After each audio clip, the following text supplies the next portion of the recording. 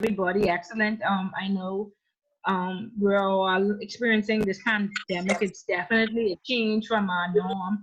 And so the fact that everybody was so willing and available to continue on with the class, that's excellent. So, everybody pat yourself on the back because it's very good that you continued on and we're at the end and we can take this exam and move on to the next step. So I'm very proud indeed that during the midst of a very difficult time, we were able to still achieve our goals. So very good. And I know I've been overwhelmed. So I know some people see it as a vacation, and some people have been overwhelmed, and I'm one that has been overwhelmed. But nevertheless, we're here. Last class on the chapter. Of course, next week we will have review. I sent out the review sheet. Did everybody get the review sheet? Yes. Okay, and so please come prepared to the review class. I don't want to do all the talking. I'd like everybody to make a contribution to answering one of the topics and giving some input. In fact, today I don't want to do all the talking. Val, is Val here, Neko? Yes, Val is here. Okay, Val. So I wanted Val and Estelle, who did her chapter 10 homework from 3 weeks ago and handed that in. I wanted them to. I said them two can handle this class today because Estelle was on point with her homework, and Val sent a clipping from the newspaper that it relates to governance and what happens when governance goes wrong. So hopefully they can chime in and give us some input from that if Estelle is able to join us, hopefully. So happy that we've made it and everybody is still well. So that's a blessing within itself, and we've remained healthy during the course of the class. Um, other newspaper clippings? Anything that anybody wants to share out from the news this week? Okay, not at the moment. Okay, we can get back to that. Anybody read chapter 10? Yep. Okay, good. And so in terms of homework, I think for the most part, everybody has handed in their homework. Nobody has homework outstanding. So um, perhaps I get limited amounts of chapter 10, but who was that? Crystal that said that she read? Was that Crystal who responded on? I read too, Ms. Fuller. This is Nico. Okay, I read too. Okay, so give us tell us about what you read and your views, your thoughts. Okay, so my interpretation. Sorry, go ahead. No, I mean, because at this point now we should all be comfortable. It's discussion based. We should only have to limitedly look at the book, and we should be able to have a full discussion on what we would have read in the chapter and what is happening in our communities today. So go ahead, Neko. Okay, so basically, to me, chapter 10 pretty much summarizes to me everything that we have already basically learned before, talking about how basically everything starts at the top, the attitude, the appetite, the culture, and the MLRO works in conjunction with the board to set the framework, get the approvals, and ensure like regulatory compliance with sanctions, and basically ensuring that everybody is trained and held accountable, have a proper working relationship with the FIU and other authorities, making sure that the policies and procedures are documented. So to me, this kind of like ties everything basically together. What we've been covering all along, and just ensuring that everything is formalized and the structure is properly executed and in place. Okay, Nako, very, very good. So Crystal, you said you read also, and you want to tell us about what you read, and perhaps talk to us about having the integrity and the ethics in holding these positions. I did read, but I my baby's sleeping, so I can't. I don't want to. Let me hold on. Let me walk to the Okay, we door. didn't wake the baby. Yeah. We understand. We didn't wake the baby, but I thought Okay. it was you that responded. Who was it that It responded was. It and said wasn't, they but I did did. read outside of It NACA? wasn't me, but I didn't. I did. I didn't respond, but I did read the chapter. Okay, okay, very good. What about you, Miss Audrey? I did read, but I don't know if I want to be. I don't know if I want to explain. I Okay, kind of like NACA answer, and I okay, kind of like tied into what I gathered from reading it. It was basically to me like a summary and just making sure that everything is just like NACA say. You was talking about in terms of integrity and ethics. mm-hmm. Let me see. Yes, Um, I don't know if I'd be good at explaining it. Maybe somebody else could explain it. But I did read the chapter and oh, I have an understanding. But I like when the persons that are who very have the vocal, eh? experience or Very no vocal, the knowledge, ones for some reason and like with speaking the of it. ones that who already have the experience in the financial industry and when they talking about their experience, I understand it better. So like I'm when I read it, I'm Okay, trying to understand it from a financial point. But then when persons who are in the financial institution, then they give examples of things they would have, I guess, experienced in their workplace, it makes me understand it more. okay, oh, understood. Okay, very good. Okay, It's fine, but Sophia it's Burrows, I haven't heard from you on these Zoom meetings, so I want to make sure that everybody has their 10%. Everybody has their 10%. Yes, ma'am. Yeah, Yes, fine. ma'am. Yes. Good.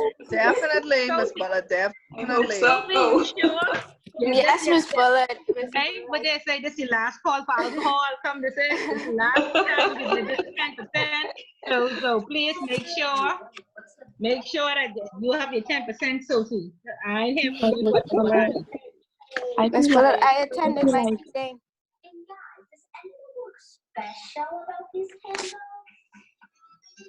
Wait, I can't hear you. It's a little muffled. hello. Who's that? Sophia? Sorry. I was trying to. I know that's Sophia trying to talk. I whispering sorry, but I just wanted to say it's chapter 10 feels like something like how when it came to KYC and customer due diligence in at intermediate, it's just an extension of that chapter from intro, and I feel like chapter 10 is the same thing because we would have covered that. I think that was the last chapter in intro as well, where we look at the role of the board, the role of the MLRO, and so on and so forth. So it's kind of like an extension and a revision of that same thing. Thing. Right, Okay, right. that's it. And so it just takes it a little deeper into like corporate governance and ethics as well as how persons in the institution should act ethically and with integrity. And we may think that well, of course that's a given, but in a lot of cases, and we may even have experienced some of these cases, people don't act ethically and they don't act with integrity. It also talks about culture, and again, like most of you know, that culture, the tone comes from the top in terms of culture. And so if we have a culture of persons that do not respect policy, do not respect procedure, believe that we should just be focused on the bottom line, how to make this money, how to open these accounts, whether they are um, good for onboarding, or if they follow the process that or the policies that we have in place, do they pass our test to be able to open, or are we just concerned about, listen, if we bring this account or we open this account, how much money we'd make, so all of that um, affects the culture. Whether or not we are honest, do we give honest feedback, do we um, have an open door policy where we do accept suggestions? Um, do we, like I say, respect authority when audit come in or the regulators come in and be hiding things, or the things that we don't know? Are we asking questions, or are we too afraid to speak up? Are we too afraid to be embarrassed? Are we considered ignorant or dumb, like back in the day, back in 2000 And the world has changed because back in the day in 2000 when I was in the branch, in terms of audit, I was called dumb. I was like, my auditors came and they called me dumb and they said, "Oh, you really really dumb. We understand why this bank getting a bad audit." And then, when they spoke to the next manager, they said, "And she dumber than you, so this bank is doomed." Right? So back in those days, we have moved from being called names, and there was an iron fist that everybody ruled with, and so it was management, then it was us, and so there was like no mid ground, and management did what they felt like doing, and we felt like slaves, and so they were the bosses, and we dare not speak up or give any feedback, or we were, what is it, ostracized in the institution. But today, a lot of that has changed. Regulation has helped that. And so we no longer have the boss and the slave, but we have coaches, we have mentors, we have trainers. We are allowed to speak up, we are allowed to give feedback, we are respected, and we're definitely not called names. And so, most being coming up in Royal Bank, you know, for a very long time when audit came in, and especially when regulators came in, we were afraid. We used to hide everything, and then as the years moved on, the regulators became our friends. They had an open door policy. They created the analytics department. They answered the phone when you called.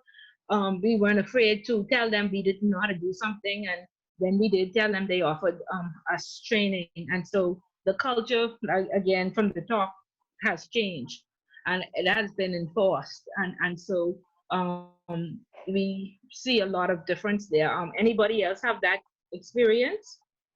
Or are we still having the bosses versus the slaves, and no mentoring and training? Barnaby? From my background, I must say that the bank that I worked in, they had a culture of sticking by the book. Anything that came into that, any accounts that needed to be open, anyone had any accounts out there, persons approached them or whatever, we did a thorough investigation. We Googled everything. We went to the handbook. You were held accountable if you didn't do what you were supposed to do. That was a culture of you get it right. You get it right the first time. So looking back on that, I'm very thankful that I had that kind of upbringing, because it kept you on the straight and narrow, so to speak. It was an open culture where you could voice whatever issues, concerns that you had without fear of intimidation or being called dumb, so to speak. And if there were any questions, you went straight to the handbook and you looked up what was required in that particular instance, and you had to dot your I's and cross your T's. I didn't realize, you just do it because you're told you have to do it, not somewhat knowing the consequences, so to speak, but just that this was the process. But as you got into the process, you realized the importance of it. So I'm kind of thankful for that upbringing. Okay, so very very good, and I'm thankful too for that. Because the Canadian background is very conservative, so I'm very very thankful too for what they have taught me. I've definitely learned a lot. Like you said, in terms of policy, policy was respected, and we always remain conservative, which I see is best. you know okay, very good. Ochi, are you having the same experience? Are you being read up properly? Are you being trained properly? Are you respected?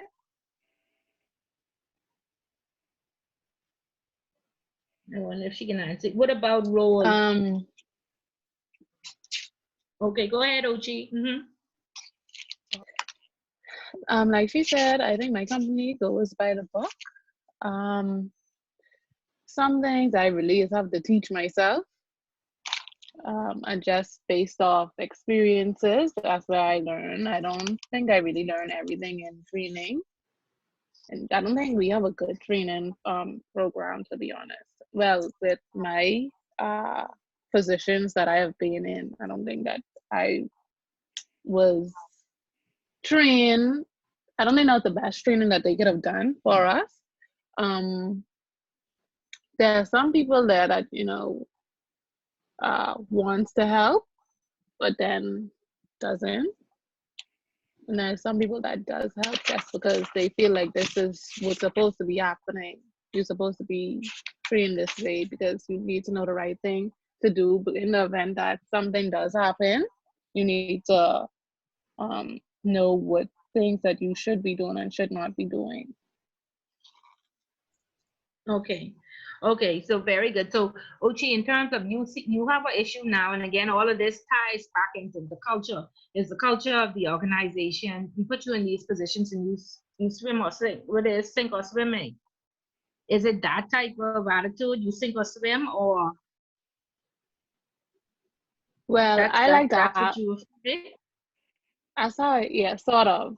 But I can only speak about where I am now. I can't speak about the different branches because I only been in one branch. But in each position, yes, I only learned because I would have asked questions. Okay. Okay. And so then, Ochi, the next question is there a forum that you can express this? And if you do express this concern, will you be heard? Will it be fixed? Um, well, let me say this. I've been to this institution for 2 years and well, going on 2 years. And I've just done this training that was supposed to be done from I first came. I've just done that last November. We spoke about, like why we just getting this training and we've been here for however long. More than 3 months. Mostly everybody who was in this training has been there more than 3 months. Um, the person that was training us, they would have said like they try to push and say, okay, well, we'll do this training thing every like 3 months or twice a year or something like that for those who would have just joined the company. But like the managers that say, oh, they so short staffed, they need a person there right then. So they only learning whatever the person who was previously in that role or someone else would have taught them to do. Right. And So you do I understand don't, the risks associated with that. yeah, yes, I do. There's some things that Okay. I did not know I would have learned. So I don't think that Okay.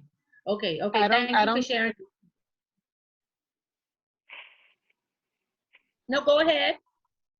Sorry, go ahead, I was Ochi. saying I was saying I don't think that the concerns are being heard because they already know that they're supposed to be training us a certain amount of times or when they're supposed to do the training.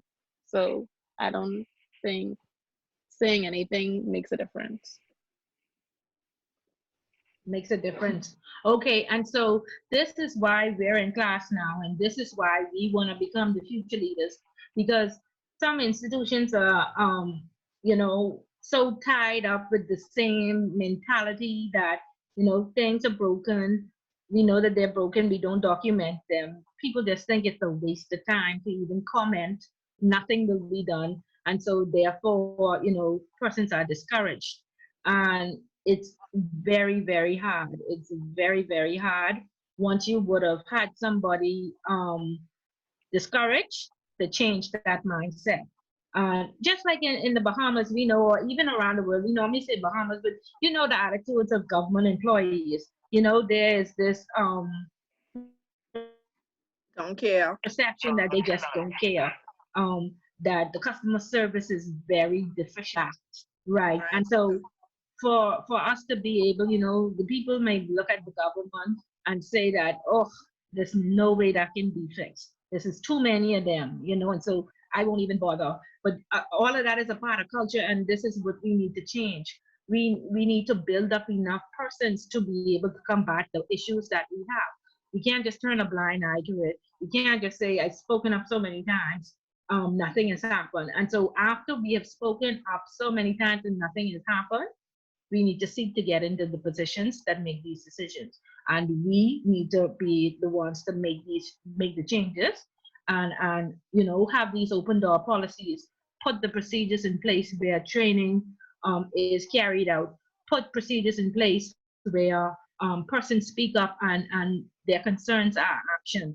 And so we do not want to just accept culture as it is. Oh, this is the norm. No, we are here and we are educating ourselves so we can make a difference. Because what happens is, I'm finding that we educate ourselves, attend the classes, attend the meetings, build our network, and then we still get discouraged because it's still more uneducated people out there who just don't care than persons who are educated. So, like they say, everyone bring one or something like that, some slogan they have out there. This is where we are at. Because after we would have upgraded ourselves, you won't get everybody, but if we can at least start to work on getting the majority of persons developing a good culture, um, one day it'll be fixed. One day, that's my hope. And so that's why I say we get a seat at the table, or we create our own table so that we are able to make a difference. Because we cannot just continuously say that it's acceptable and it's okay, or I'm not in the position. We have to get in those positions to change some of these things. Okay, and somebody wanted to comment? Ms. Bullet, No? I just wanted to speak to Oshi a moment, because I could feel her pain. Having been there, and what I normally tell persons is latch on to someone, find some friends within the organization, within your branch, and when you don't quite understand something, pull them on the side and ask, because it can be extremely frustrating. And like you say, you get discouraged a lot. And sometimes if it isn't for the networking and the friendships, that you have, you could sink. So in terms, when you do get the opportunity to speak with a manager or an assistant manager, do so. But at the same time, don't feel discouraged. Just grab somebody, call them up, call them at any time, and just say, I just need some assistance with this. Can you help? Because there are people there who don't share that mentality that sometimes your manager or your supervisor do, and they'll be able to help you. So don't feel discouraged like that. There's help out there. Okay. Just Yeah, wanted to thank share you that. very much. Thank you. I do have Go ahead. friends that's the only reason that I know the things that I would have known, because I, asked them, and they are willing to help me because they Yeah. understand, because they would have been through the same thing that I am going through. Yes, we've been there, trust me. And Ms. Bullard, Yeah, yeah, I think that a lot of these organizations, I don't want to generalize, but I've seen it sufficient times to think it's possibly a trend out there, but people throw you into positions and they just expect you to know by osmosis.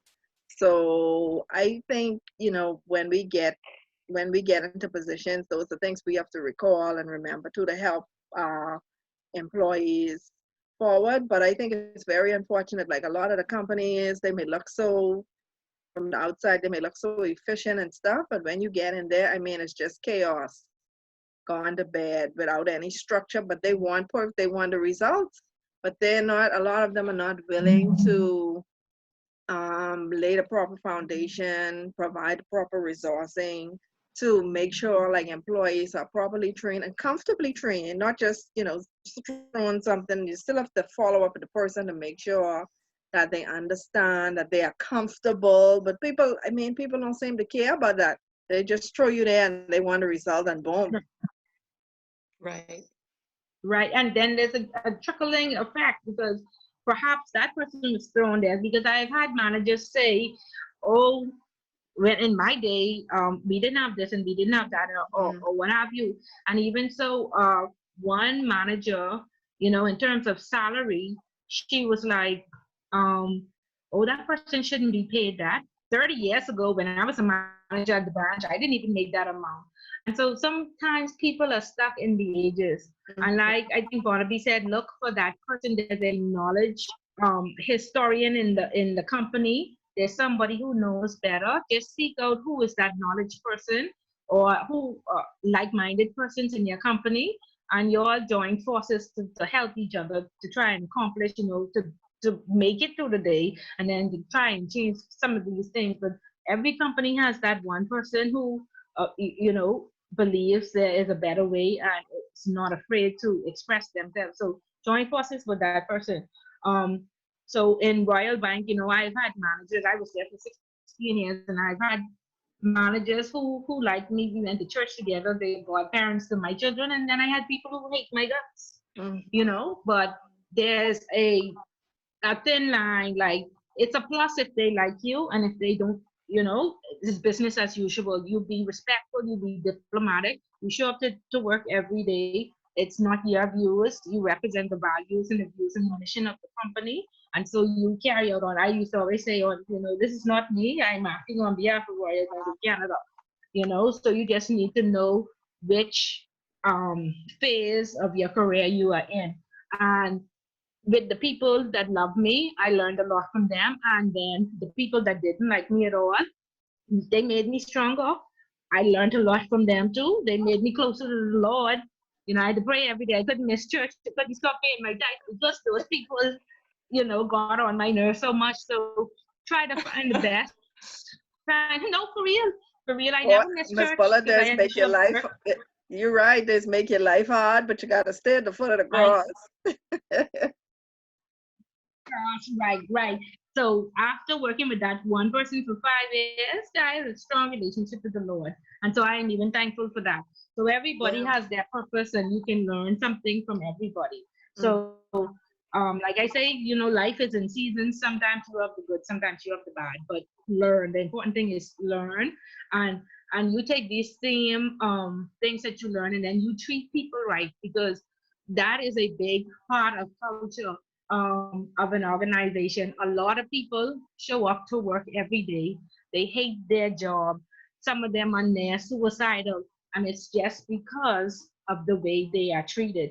I Yes. know that we have heard about stories in the States where a guy sent an airplane to his manager's office, or somebody showed up to work and they killed 6 people.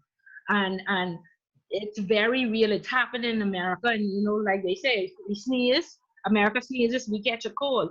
So before these things happen, before it gets to such a tense situation where these people feel like they want to take their life or take yours, please, you know what I mean, work on ensuring that the people are in your organization. And as compliance professionals, we do have the ability, especially if we are the MLRO, in a part of our checks, we can check that, hey, the culture of this organization is not right. It needs to be fixed. And I've seen that companies have had like health and welfare seminars. They've brought in psychiatrists to speak to the staff. They've beefed up their training. And so all of these are very creative ways that compliance can push that HR, puts on these things when the culture is so bad. Burnout, I don't know, we're all overworked and underpaid, and companies don't see this. The burnout has now been classified as a medical disease. You can go to the doctor and he can prescribe medication as well as time off because you are just burnt out. And so all of that ties to operational efficiency. I think I told you all about a time when we went into a very big Fortune 500 company, and the compliance officer had 5 hats. And immediately we stopped that audit and we said, until you segregate this desk, hire somebody else, bring somebody from a department, or let the manager do it, we will not continue our audit. And immediately, that person was just showing up to work and was so overwhelmed, not doing anything. Very smart person, very detailed person who know how to do their job, but was just so overwhelmed, just sat there and procrastinated all day long. So all these things tie to culture. All these things are very important. We want to change the ambience in the organizations. We want, We spend 8 hours there a day. We don't want to go there hating people. We don't want to go every day. We wake up, we dread this job. And it's up to us to come together, make suggestions, come up with creative ways. How do we change the attitudes, the values? How do we promote? Because I'm sure nobody's value is that people come to work every day unhappy. No, people come to work every day happy. We care about our staff. Um, we follow procedure. We do our work, and then afterwards we celebrate and we are rewarded, or at least encouraged. And the reward doesn't have to be monetary. So we want to change the ambience and the atmosphere that everybody is coming to work tense. We're getting, a lot of people say, oh, diabetes is, no, it's the stress. It's the stress around diabetes that are killing people today, and we don't take it seriously. And so from the AML aspect, this in training, this is what we want to train people to ensure that your staff is not overworked. The underpaid part, we have a lot of work to do on that. In some companies, that is, and that they are properly trained, because there's so much risk involved. And so we don't want to put them in positions where the company can be infiltrated, as well as the person can go to jail because they weren't properly trained and they didn't know how to identify money laundering or terrorist financing or stealing, because they didn't have the proper tools. So this is why we want to get to the top positions, or if we are in compliance right now, these are things that we want to push. Culture is very important. Our attitudes, the way our people feel, and how they are treated. Okay, so pay attention to that. um it's a big problem, like I say, in many institutions in the Bahamas, and I believe that it could be fixed. It's all about the way you treat people, and I think that's the bottom line. But that also has to come from the top too, Ms. Bullock, because I've seen situations. I believe in exactly what you're saying, because I have found with people, you get more out of them once you respect them as people, and they can know your standard and you could correct them and whatever. But once you respect them and treat them properly, you get returns that no money could pay for with employees. But the top Right, people and have to. productivity is increased. Exactly, because they know Right. that you being real with them and you care about them, and it's the time to laugh and play, and then it's the time to, hey guys, let's get serious. But you have to be respectful. You have to value people as people, and for the contribution that they are making to the whole. But I find people have been so beaten up and dejected, and I've had hundreds of employees over the Right. years, right? And most of them it's just a constant, they're so dejected from being beaten up and trampled over, and I guess abused. And so for a lot of people, it's only about that paycheck. So when you try to get them Right. engaged, you say, hey guys, come on, man, let's get our strategy down back, where we go in, what vision, what would we like to see, and things like that. People, I mean, and a lot of it too is lack of confidence, because they've been so beaten down into the ground. But I always find that, to me, I always find that is one way we're losing traction, because the most valuable resources of any organization, in my opinion, is the human resources People. firstly. And I find we lose Mhm. big opportunities there. And then when you are in management and you are speaking truth to the powers that be, a lot of times you get a big X on your forehead, because they really don't want to hear it.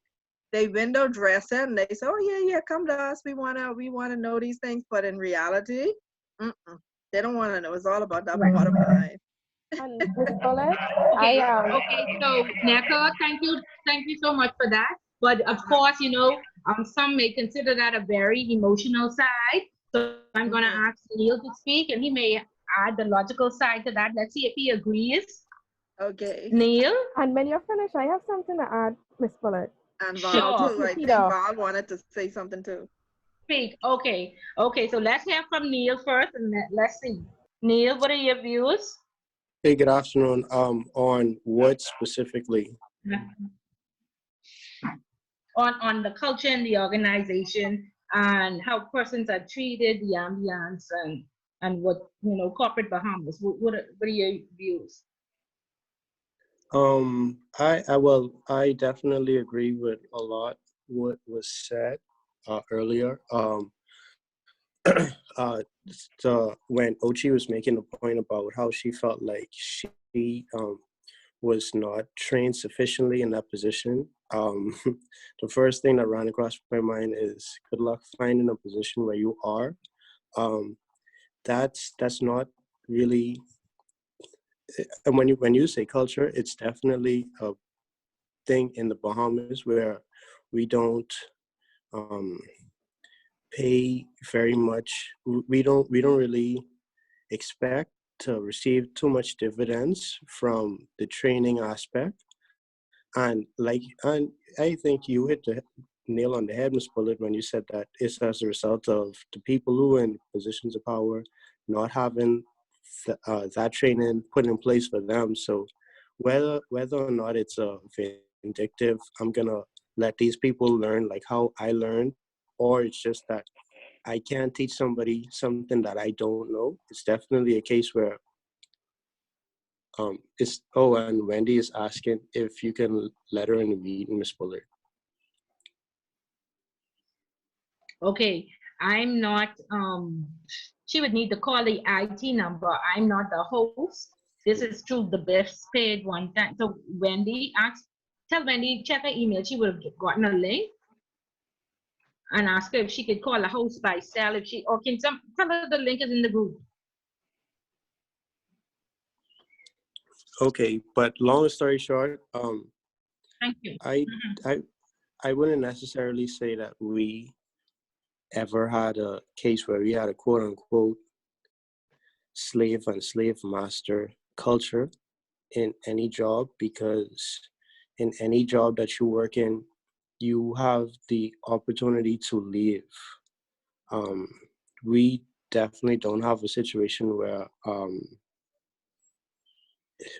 anyone is forced to work anywhere. If you have an environment that's not conducive to being productive for you, then you just try to leave and work somewhere else. And actually, Sophia in here used to be one of my supervisors a few years ago, and I I think that you have to look at it from an individualistic basis, because when we worked together, I had issues with how particular things with it, the way how things were done didn't sit well with me, and as a result of it, I stood for what I feel comfortable with, and as a result, it had to any issues that I had with um, my supervisors, the people above them had to come in and they had to come in and basically be an arbiter between me and the supervisors, and as a result of that, things worked out properly. So I don't. I mean, I just Neil, personally before think your that. time, back in 2000, way before your time. I don't know if Neka or Barnaby may be able to comment, but that's how it was. And if you look at your grandmother or your mother, if they worked, or your father, they would have been in their job. Like persons didn't leave their job; they worked somewhere for like 30 years. This Oh, leaving your yes. job and finding a new job is like a millennial thing. That's a No, but new that's a generation. plus. That's a Excuse me. It is a generation. plus, and I agree. Yeah, Yeah, it's, that's That's a a it's the recent plus to generation have generation. a before. What I'm saying is Sorry, go ahead. that's a plus to have an opportunity to have employment where you don't have to leave. People don't leave because they necessarily jump up and say, "Oh well, this doesn't feel 100% comfortable to me." Most people who have a job are going to stay there at least until they find something better. People leave because their job usually cut them off. So when you compare 30, 40, 50 years ago to now, I wouldn't say that one is better than the other. Okay. Actually, from my experience, and I've been in the bank for a few years, I found, to be honest, just about every position, I think except one, I was basically thrown into the position and sink or swim. Exactly. And you basically have to have your wits about you. You have to look at it from the point of view, okay, I may not know everything here, but I'm going to find this out by hook or by crook. Someone can help me, even if I have to go to 5 people. And even to this day, I pick up the phone and I start calling and I get people's take on something who I think know, what they're doing. Mhm. Um, I feel Ochi though, because yeah, I've been there and it's a frustrating position. And yes, Neil, I understand there are positions out there, yes. In this day and age, though, it's difficult now in the Bahamas to find a good job. And one where you have mobility, I would say, to move up, because you've got some people in those positions and they're hanging on to them. The culture in an organization is extremely important, because if they don't have the mentality, if that institution has a mentality where I'm not telling you anything, I'm not training you, and trust me, we have some now because people are fearful of their jobs, then you have got to think on your feet, and you have to make friends with people who maybe you don't want to make friends with, but trust me, sometimes you may have to go in your lunch hour and ask for, well, can I help you with something? Or, you know, when they say to you, I need something done, you may have to say, okay, give me a few minutes, but I'll do it, to buy into them. And it's not a nice culture to be in, but it's I don't know what to say about new culture. This is rough, because you've got this mentality that I need my job, and if you're gonna know more than me, and I'll I'm do gonna anything to have it right. that's I'll right, do so. Forget about integrity and get about right, politics. I need this job. right. Okay, so let's put a pin there because I want to come right back. Let's hear from Roll. Roll wanted to say something, and then we'll move on to the next question. Okay, I work in financial services, um, in a job, but it's one of the big white knight firms, and I've been there for 13 years. And in my time, I'm not in compliance, but I have friends in compliance, and I'm a good observer. And nobody there gets trained. We don't get trained. No greater staff. The only people who get trained are the fee earners because that's who they value. That's who they consider important, right? And we have a lot of peps there, and nepotism out the wazoo. Our staff morale is really, really low. And y'all mentioned about speaking out about certain things. You don't speak out there. If you speak out there, you speak yourself out of a job. So what people tend to do, they grumble. If you walk around the halls, compared to when I came there 13 years ago to now, there hardly anybody. A lot of good people left, and you could see the blowback from them allowing these people to leave. The work is shoddy at best. And most people, if you look around, they running their own business right from the people there. And nobody cares. You could have people in the hallway you literally cursing. I hate this bleepy bleepy job. People come to work when they feel like it. And 5 o'clock, everybody in their cars heading to their destination. Okay, and the culture is for some places just can't be helped because they know best. Okay, that's why that leadership speech resonated so much with me. I'm there because the money is good, but I met my boiling point, and this is why I joined this compliance course. I go listen how petty this is, guys. I only wear pants to work. One day I asked the supervisor the day before if I could leave early. And my entire time working at the job, I left work twice early in my 13 years, y'all.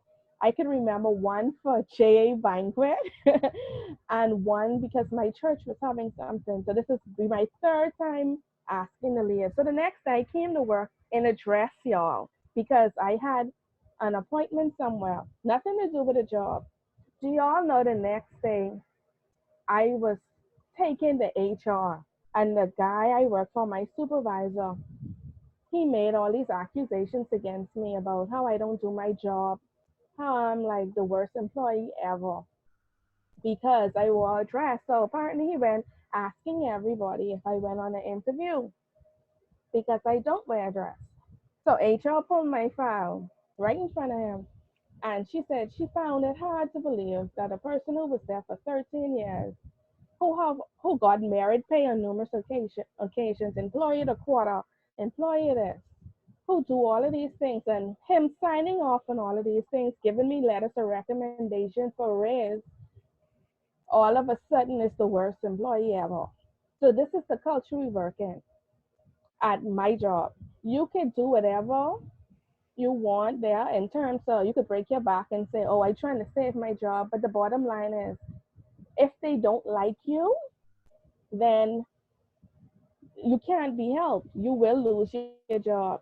And I said after the meeting, I forgot that this part, after the meeting with HR, so y'all know the next day, and I was walking around with this form for the institute for like months. Do you all know I walked there from my job? That's how upset I was. And on that very day, I signed up because I said, I don't want to be in this environment any longer.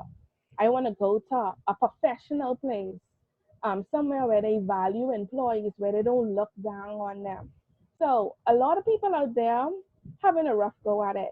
Burnt out, that's the word for all of our employees at my organization.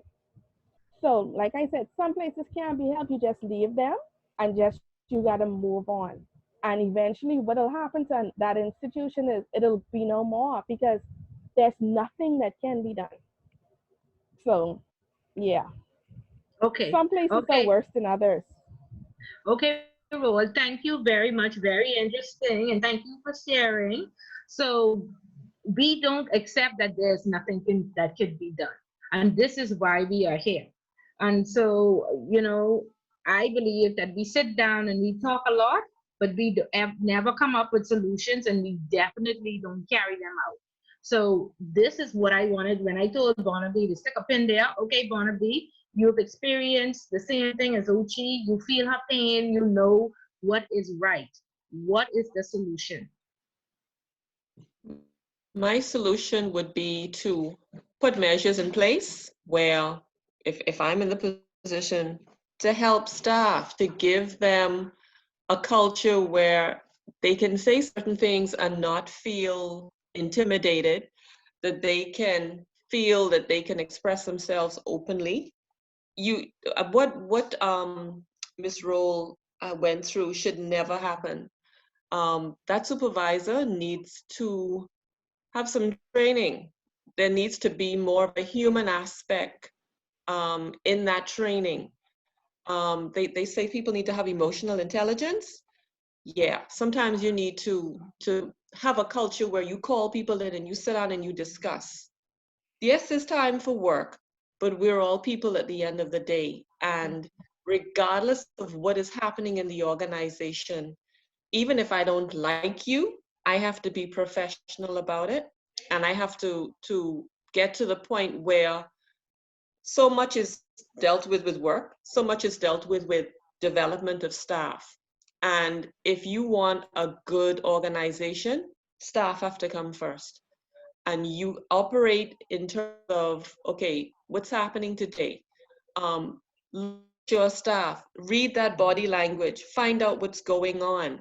And I think sometimes organizations, there's just too much placed on getting the work done. And yeah, we're there to work, but that profit is not so much with the work, it's with the people. And once you have motivated people, that work will get done. Trust me, they will be there till 1, 2, 3 o'clock in the morning doing that work. So once you put that time in, that to me is important. Putting that time in with the staff, developing a culture where you have an open door policy, you're able to speak with your staff, the training is there, but Trust accountability. and Um, trust, building yes, trust. yes, Okay, agreed. okay, yes. Thank you, Barnaby. Okay, so Neka, you are in the position now what is your solution? What are you going to do? And a lot of times, in terms of governance, I think when Marcus Stewart did the insider trading, everybody's familiar with that case. Enron, they put up a lot of statements and policies and procedures, and a few years later they had another situation. And so, based on the policies and procedures, again, they had loads of meetings. They put everything that they said in writing, never enforced it. And so, one of their charges was that they just created a bunch of baseless statements that they did not mean and they did nothing about to change the culture. So, Neka, you're the new executive. We want the solution and we want to know what you're going to do. Right. So, okay, so you could put the policies and procedures in place. It's the written document. You do need to have things formalized. But in terms of building good relationships with the staff and building a culture of trust, that is done through spending time with people. And so I think that on a regular basis, you need to sit down and talk with them, have open meetings with them, have you can have your goals, but you need to have ways to measure these goals and also to see if the results are being attained, the desired results are being attained. So I think a lot of the times too, you have to just, it's based on a lot of time being spent with employees, talking to them, listening to them, and also getting their involvement because they're really the ones on the ground doing the work. You have to get their input and their involvement into the work and make them aware of the measurements and the accountability around it, not in a fearful way, but just to let them know, guys, there need to be measures in place so we can always know whether we are on course or if we're off track, and we have to have regular times to review and then to get back on course if we're falling off course, because you always need to analyze what's happening. But for me, I have found that you have to, once you have the policies and procedures documented, people have to be aware of them, people have to know them, people have to internalize them. But a big part of it is spending a lot of quality, I want to call it quality time, on the ground with the employee, on the ground with the employees. And just like what you said at the start of this meeting to Ms. Bullard, you're not doing all of the talking, you do most of the listening, and you let them do a lot of the talking, and then you only guide as needed. And I find once you create a culture of, guys, they're aware that there will be monitoring, but not in a tricky way. Everything is disclosed up front, so they know what's happening. Right. So when they're coming in. acting ethically and with integrity. Yes, and full disclosure up front, so they know, and really building an environment of trust both ways, so they know they can trust you. You can trust them. And I've been in situations where I've even had to go up against the top management to protect my employees because I know the trust that they had in me and I wasn't going to violate that. But I think the trusting is a big element as well. Yeah, and then we can't be afraid. We don't have to argue, and it does not have to be a fight. Because in a lot of my meetings over the years, I always start with, I did not come here to fight. I am seeking a solution or resolution or something to that extent. So try your best not to get angry. Be aware of your tone. And just, I say we have all these policies and procedures, but they're not being actioned. Okay? We talk a lot about the solution. We have had 5 meetings and nothing has changed. So, try and keep the peace, act with integrity, try to be ethical and really mean what you say. A lot of times that we just don't care. I mean, like I said, we 24 hours in the day, 8 hours to sleep, 8 hours with your family, and 8 hours to work. And so, each 8 hours is equally important. And so you shouldn't spend 8 hours a day and not caring and just showing up to work and being angry and not wanting it to be a good environment where I'm learning or where I'm at least comfortable. I couldn't do it. And so, a lot of times, this happens in a lot of institutions. And, when I was on Finco Robinson Road and Key West Street, we considered that the ghetto. and people, dreamed of going to Life Key. And so fortunately for me, I made it from Key West Street to Life Key. But on Key West Street and Montel Heights, I left human factor. When I got to Life Key, there was none. So we all think that, we going to trust and we going to, yeah, but it was a completely different atmosphere. There was no human factor at all. And so it took us years and constantly reminding them that, hey, we are human beings. We see the policy. What about the people? And, they enforced KYC had come out, and, knowing your customer around my time back in 2000. And so I said, how about know your employee? Because what NECA said is important. What Barnaby said is important. Build relationships with your employees because they are the ones that make up the institution. They are the institution. Okay? And so we take these things lightly, making the money is in the forefront.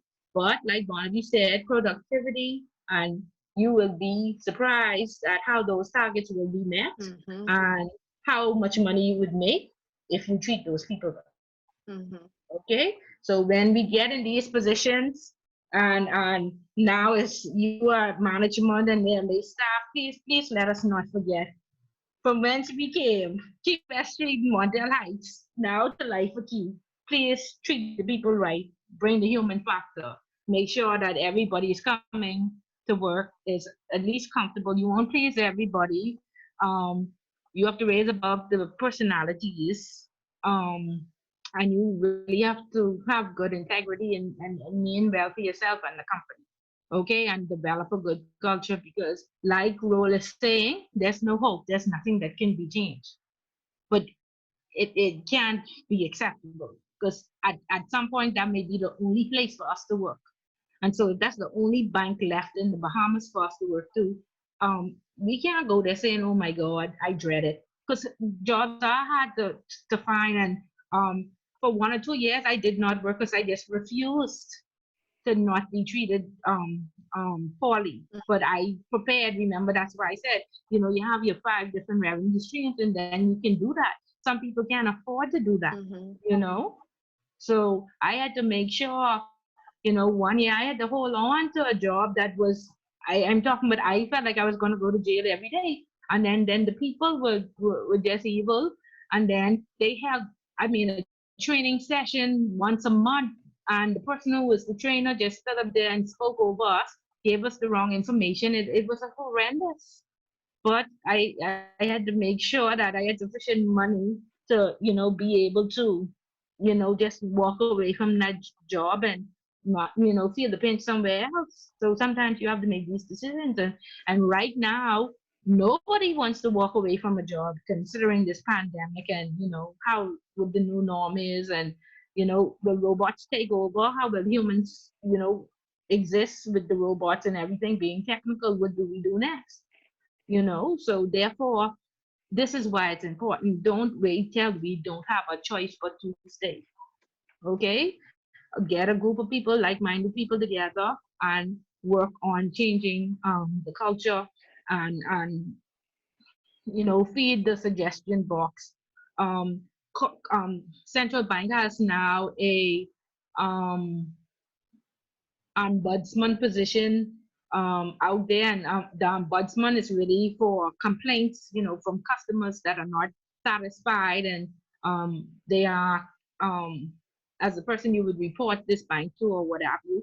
But you can, because there's a big section in ICA on culture, on interpersonal skills, on working with everybody and ensuring that persons feel comfortable at work. And so from that aspect, I'm sure if your institution is so bad and there's nobody that you could talk to anonymously, contact the ombudsman, and send a letter and say, please, when you all audit, could you check the culture? Could you interview some of the staff?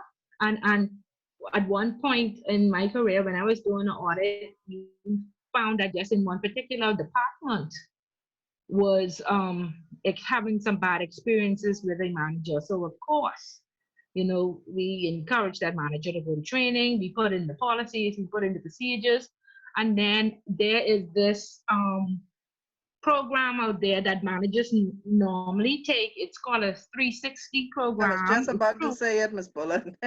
Yeah, and I was even subjected to it, and they said what they do is they pick five of your employees Employees. that Yeah. direct apart, Mm-hmm. and then they pick five of your persons that you work directly with. So I worked with a person in Canada, I worked with a person in Barbados, I worked with a person in Cayman, and then the next senior person on the ground in Nassau, she did not like me at all. So of course they picked her, right? Mm-hmm. And then they picked my staff members, and I had at that point I had 10 staff, and five hated my guts and five loved me. Okay, and so of course it was, I think, three that loved me and two that hated my guts. And so they completed this 360 survey on me, and there were some things that I had to, people feel that I'm very assertive, and they had a problem with that, and so some people felt that I was aggressive, and that was an issue. And so I got different scoring, and then I had to develop an action plan. And so there are tools out there that central banks or head office can enforce if you are having problems. And like I Miss said, you just have to know which season you are in, know which season you are in, because like I say, some people will never like you no matter what you do, but you still must be professional and show up to work. Go ahead, Miss Aubrey. Miss Bullard, I'm listening to you guys. I mean, obviously y'all speaking in terms of y'all experiencing in the financial industry, and it's so weird that it's like the same thing in education. In education, like I hear you talking about this training. Like I wonder sometimes if some of these administrators, if they have training, because some of them need to do this 360 training because it's horrible. And the same experience that you guys are having, like it's there, I tell you. And that's why a lot of times, like a lot of teachers, they are leaving the profession because it's not really so much the teaching part of it, it's just having to deal with these administrators and the powers that be. I don't feel like they care about the teachers. I mean, they don't really. As long as you come, you go, you teach, that's all they really want, nothing else.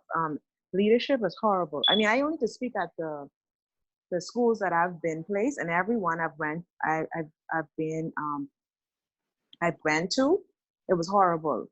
And sometimes you just stay because you really like teaching, but it's very hard having to teach and deal with these administrators who don't even appreciate you. And they blatantly shows it sometimes. They show it, especially if they don't like a certain teacher, they show it. And no matter how much you complain, if you complain or speak out, obviously you would be considered the black sheep. And so a lot of times persons don't like to speak out. They just come to school, do whatever they have to do, and then they return. But you have a lot you have a lot of schools where the morale of the teachers are really low because of administration. And And like it's Audrey just, said, it's going to trickle down into the students, and then we wonder why we have such a listen, the problem in students, our the schools. students, the students see it because like even in terms of communication, like uh it's supposed to be a protocol, right? Sometimes you in school and the students telling you things that's supposed to happen. That time you don't know nothing. They always telling me, Miss Aubrey, you don't work here. I'm like, listen, because they know everything before you. It's being communicated to them before they. It's just listen. They need to, for me, they need to revamp the whole thing. And then when you voice your concerns, it's not being heard. And then of course we have the union on our side, but then the ministry and the union don't really get along, and so it's just a whole lot of mess. And listening to you It's a lot guys, of i'm math. just i'm just I mean I'm just in awe because I'm like, wow, it Amazed seems like that we it's, have the same. yeah. Yeah, we have the same exact. It's corporate Bahamas. It's in every institution that you go in. And I don't know if y'all have heard the adage, "Be the change that you want to see." Yeah. Yeah. If that's the only option at this point. You are the one that is educated. You are the one that see the issues and want to get something done. solutions and want to foster solutions. And so you have to be the one to do it. There's a devil waiting on every job for you, every single job, every single position. You have to be arm yourself and be ready to face the music. You could sit down and cry, and you could go home. And in my supervised skills class, I tell the people, you know what we do after we work 8 hours? We take our 8 hours and we go home, and then we destroy our families by telling them these dreadful stories all day long. And every night we talk and we talk and we talk, and nothing is done. So, in order for us to see some drastic changes in the entire Bahamas, in these institutions, is that we have to be the change that we want to see. And so, therefore, we identify the issues, we document them, we be diplomatic about it, we try to get some like minded people on our side, we put it in writing, and we advocate for change. Okay? And we stop getting mad, stop being angry, stop going home every night and destroying your families with these stories that don't make them happy. Stop being burnt out, stop being overworked and underpaid. Start one by one to help fix the system. And this is why I always say we are the future leaders. We have the integrity. We act ethically. So when we get in these positions, we know the difference between right and wrong, and we do what is right. We don't go there to make some money or get rich or with the politicians. Or my daddy used to do the same. He became rich from being a politician. No, we go out there and one by one we make a difference. And if you look at the countries around the world that they get money from their natural resources. People are trained. Training is required. Things are tested. These are enforced. Friends, lovers, and family. Everybody. For the most part, has an equal opportunity. So go there and do some research and find out who does what good and where it works, and let's try and leverage on that. But we have, no matter where you go, these problems are there. So you have to help make the change and make it happen. That's where we're at. And I believe that it could be done. Okay? Yes, Okay, ma'am. good. So we know about culture. Okay, and we know how important it is it's like raising a child. If you start off wrong, 18 years later, you got end up wrong. If you start off right or halfway through, you'll have end up with the right product. Okay, very good. Okay, so in terms of Estelle, I see, and I said at the beginning, I see you made it. At the beginning, you did your homework about 3 weeks ago, and I'm sure you are going to get full points for that. So tell us some of the negative when it comes to the AML culture, and positives in terms of having a good AML culture. Estelle, are you there? Okay, Estelle may not be there. Okay, so Estelle in is the there, books, but she need to turn on her mic. Estelle, I can see Estelle. Estelle, turn on your mic. Okay, she may just want to listen. So she's there. Okay, Estelle, good. I was telling them how diligent you were with handing in your homework 3 weeks ago. We didn't even need to have this class. So in terms of culture, one of the questions on the homework was give us some negatives and some positives in regards to having a good AML culture. What would be the benefits? Well, the benefits would be protecting the company, protecting the staff, protecting the reputation, right? All of that on a whole. Well, the negative would actually be the opposite if you don't have a robust culture. Okay. Okay, very good, very good. Thank you for that. And then in terms of the positives too, it helps law enforcement track the criminals because we are on the front line. We have access to, we are the ones who see when this criminal activity is happening across accounts.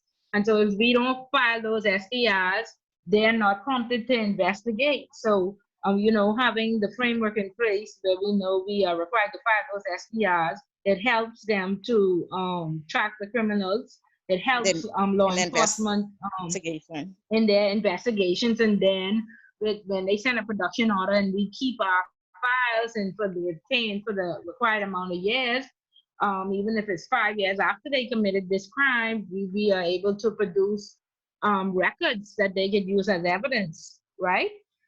It helps protect the Yes. integrity of the financial system, right? It helps keep us on the right side of the regulatory requirements. Like she said, it gives us a good reputation and protects us from reputational risk. And then it's just morally right? And we show up every day to and we get some of us do get feel that we're doing, we do feel good when we do a good job. And so at the end of the day, after we would have worked hard, followed the policy and procedure, we do hope to get a bonus. We don't want to end up in jail, right? And so some of the negatives, it's an avoidable financial burden on the firm, but sometimes you would get fines and persons have to go to court. Some people have gone to jail, and it stops criminals from getting access to our products. um, um, it has an adverse effect on sales and targets, because think about some millionaire out there. I was ready to go and open up this account with Barnaby at the Scotiabank, and now I see Scotiabank has been charged and may close down and hasn't been fined. So of course we say, oh no, we definitely don't want to open that account at Scotiabank. Okay, so all of those things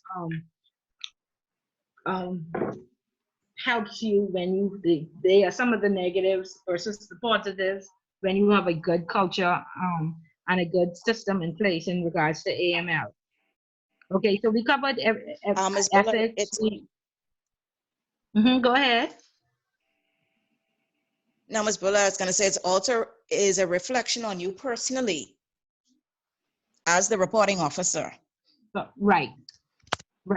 So you build up a, like, say, character reference on yourself. And again, that is very important, because remember now, another part of central bank's enforcement is that they're making, first of all, we know that they have to approve the MLRO because it's a regulatory function. But now they're making a list of MLROs who have been approved and have been very efficient, and companies have failed. Yes. And so when they do their investigation and they find out that this MLRO, saw these things happen and did not put anything in place or did not enforce, then that name is going to be placed on this stop list, whereas they will not be approved to be the MLRO again in the Bahamas. Okay? Wow. So very good. Very good. Okay. I'm And just in terms, sorry that I was late. Okay, no problem. I'm happy that you were able to join us. Yes, I got tied up at the store. Essential stay. Oh, okay, essential worker. Yeah, thank you, essential worker. Val put a ad in the group that she read in the newspaper and talked about being fit as I think he was the chairman. And remember, there are 3 approved positions within the bank, which is the senior official 1, the senior official 2, and then the MLRO. But in terms of being the chairman, when you go and apply for a bank license, he was the chairman and the major shareholder for this bank. He also was subject to an approval, the same approval process by the regulator. And remember, we talked about the regulator. They normally call you in and they say resign. They use moral suasion. They're trying to protect your reputation. They don't want you plastered across the papers. But if you don't listen, then you're plastered across the papers, right, Val? Yes. Val is there? Yes, I'm here. I don't know if you can hear me, but I'm here. Right. So tell us what happened with this chairman. Okay, the chairman was one Mr. Molina. This is a April 20th, 2020 article. I don't know if you can hear me. Yeah, we can hear you. Can you hear me? Yes. Yeah, we can hear you all. Okay. And the chairman he was the chairman of the Private Investment Bank, PIB Limited, and the central bank had an issue with him and declared him not fit and proper. And this was related to, this was coming out of an audit, a KPMG accounting audit. And the central bank says they were concerned about his failure to meet minimum standards of reporting and governance relating to a $3 million allegedly taken by him, Mr. Molino, from this organization, PIB, for his own use. And he had provided false and misleading information in his bank license application. So this was the case that went to court. And the central bank was saying the central bank's findings of the Supreme Court ruling came after Mr. Molino and his partner, Mr. Carreras, acquired a majority of 85% interest in the PIB institution. And this is in 2018, so this wasn't long ago. And the two purchase control through their securities asset management company, which is a wholly owned subsidiary of a Swiss company bearing the same name. Mr. Molino was the major shareholder of the Swiss entity, and the shareholder dispute with his partner erupted with the partner becoming a whistleblower. And the partner turned tail on him and reported him also to the Central Bank of the Bahamas. And the allegations was that Mr. Molina had misappropriated approximately $3.251 million in various transactions or incurred by him for his own self-interest from the private investment bank. So the central bank and the court declared him not fit and proper. Of course, he was trying to fight it, but this was based on their findings. Now, this wasn't just based on the whistleblowing. So this came out of a concrete base in terms of the audit, the accounting audit.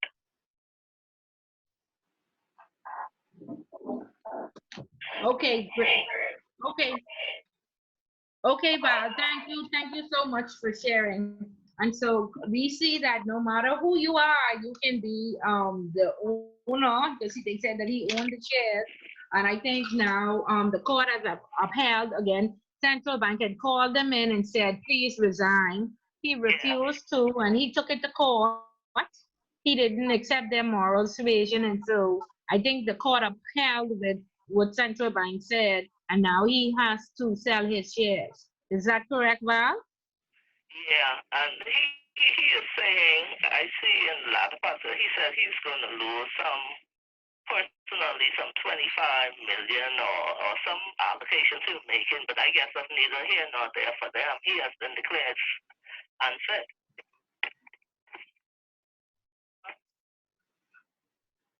Okay, yeah, right. So he is not only going to lose those shares, but some other money that he has tied up in there. Yes. Okay. Yeah. Okay, Val, thank you. Okay, so all of that again. Obviously, he doesn't think he's wrong. Right. But again, if he misappropriated funds and used the company's funds, remember now, think about the bank where their account is. And let's just say it was at a Scotia Bank or Royal Bank. That account officer can be implicated as well, because I'm sure they open up the account stating that the purpose of this account was for transactions related to the bank, right? And or to the bank's clients. And let's just say he would have been asking to send $5,000 to my personal account. What should the officer at Scotia or Royal Bank do when he he said send $5,000 to my account from the bank's account. They should have been filing an STR. If that Right, wasn't in line with right, the or profile, they should have been filing an STR on him. right, right. Okay, good. So hopefully, would have been best is that he should have resigned, and then he would have, just resigned and used the moral suasion. But no, he took it to the courts, and so now it's in the police hands. I'm sure they would have had to investigate now if they're gonna leave it there. Now that the court have upheld the central bank has said, we don't know, but I'm sure if the investigation goes further, they're gonna then start interviewing people at the bank to find out, well, how did you allow this transaction to be processed? Okay, so you want to be careful. You watch those profiles and ensure that person stay within that profile. And now the Okay, whole world knows the story as well. So anytime anybody Google or fact check, his name will come up. And it seems as though he has some right, and falling then out with the partner, so that's something else again.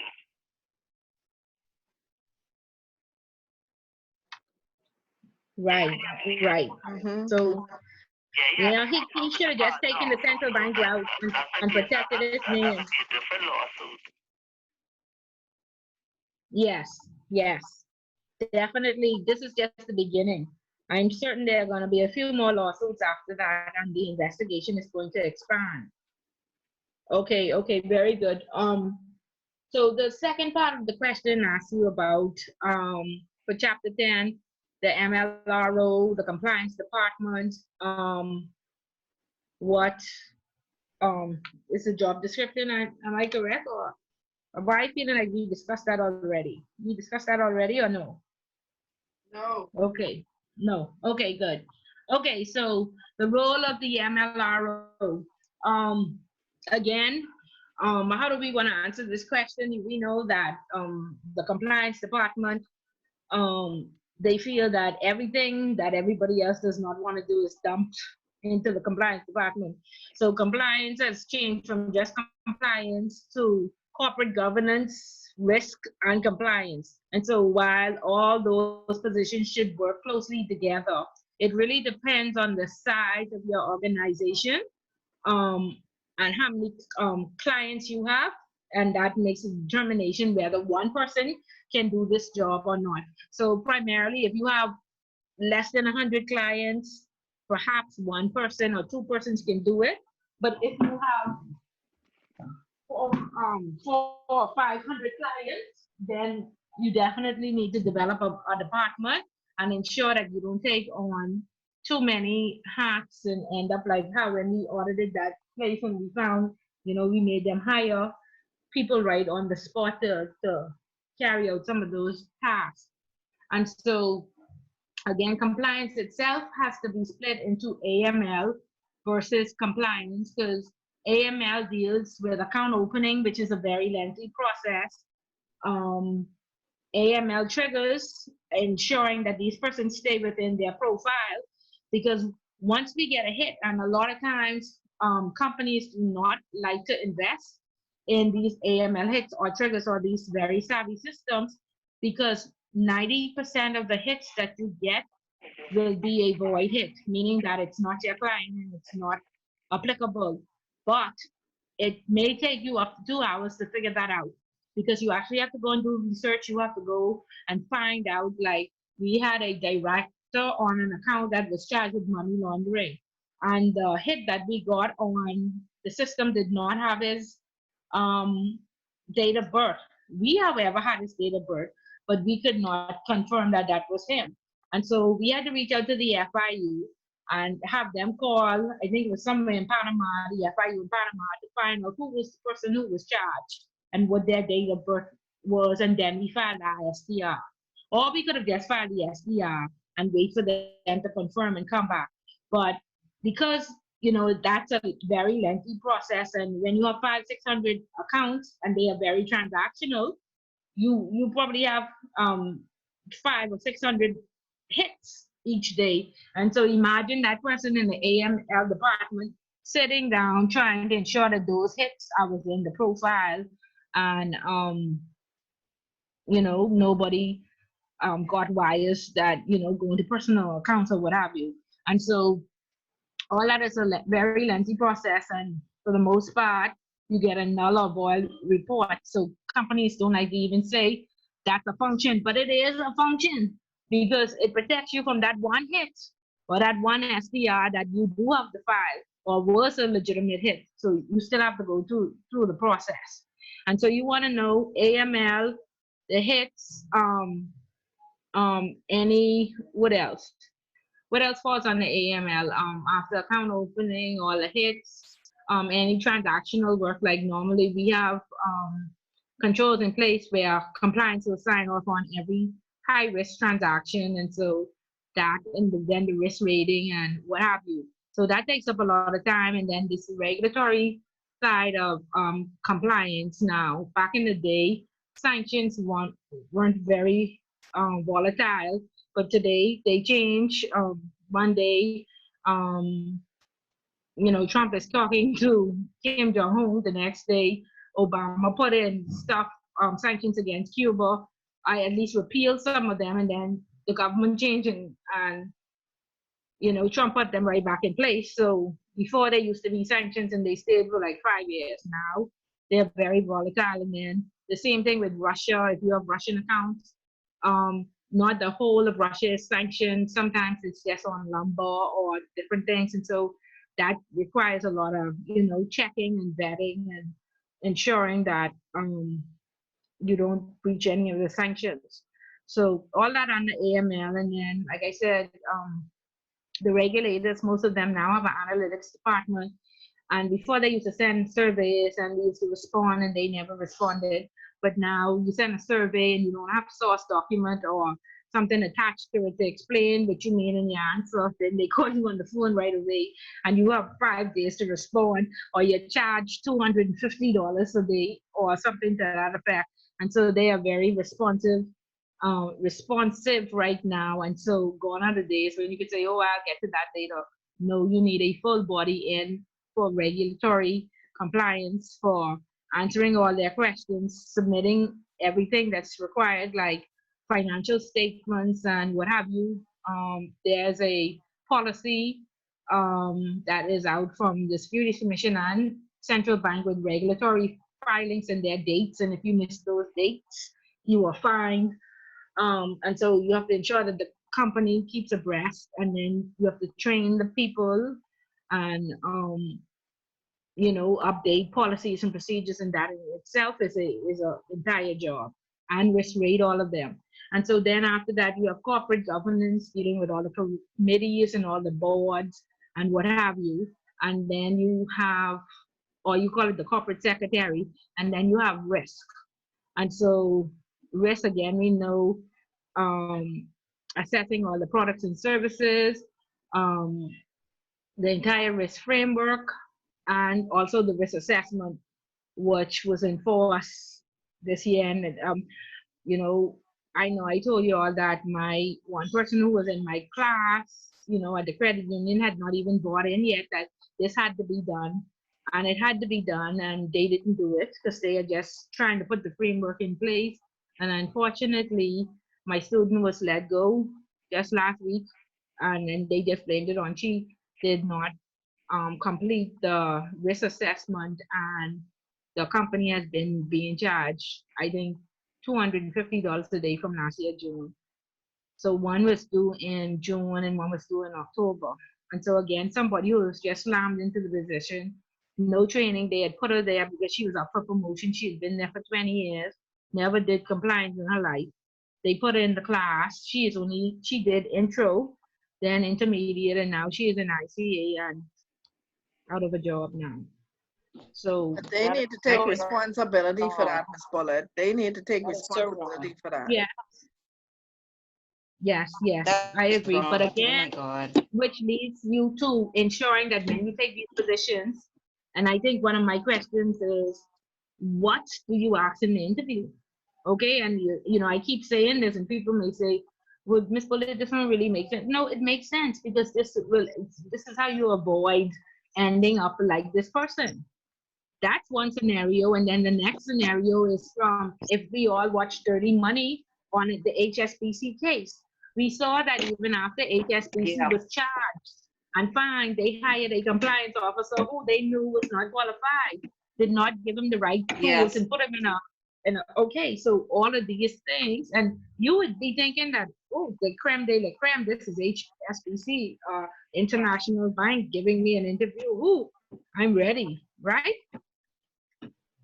So, Ms. Bullard, what specifically should you ask to, like, yeah, help? I would like a little bit more understand on what specifically should you be asking. I know you can Okay, make okay. observations, but what specifically should you be asking? Yeah, so what percentage of your business is high risk? Because of course we know that the high risk requires enhanced due diligence, so that's a lot more work.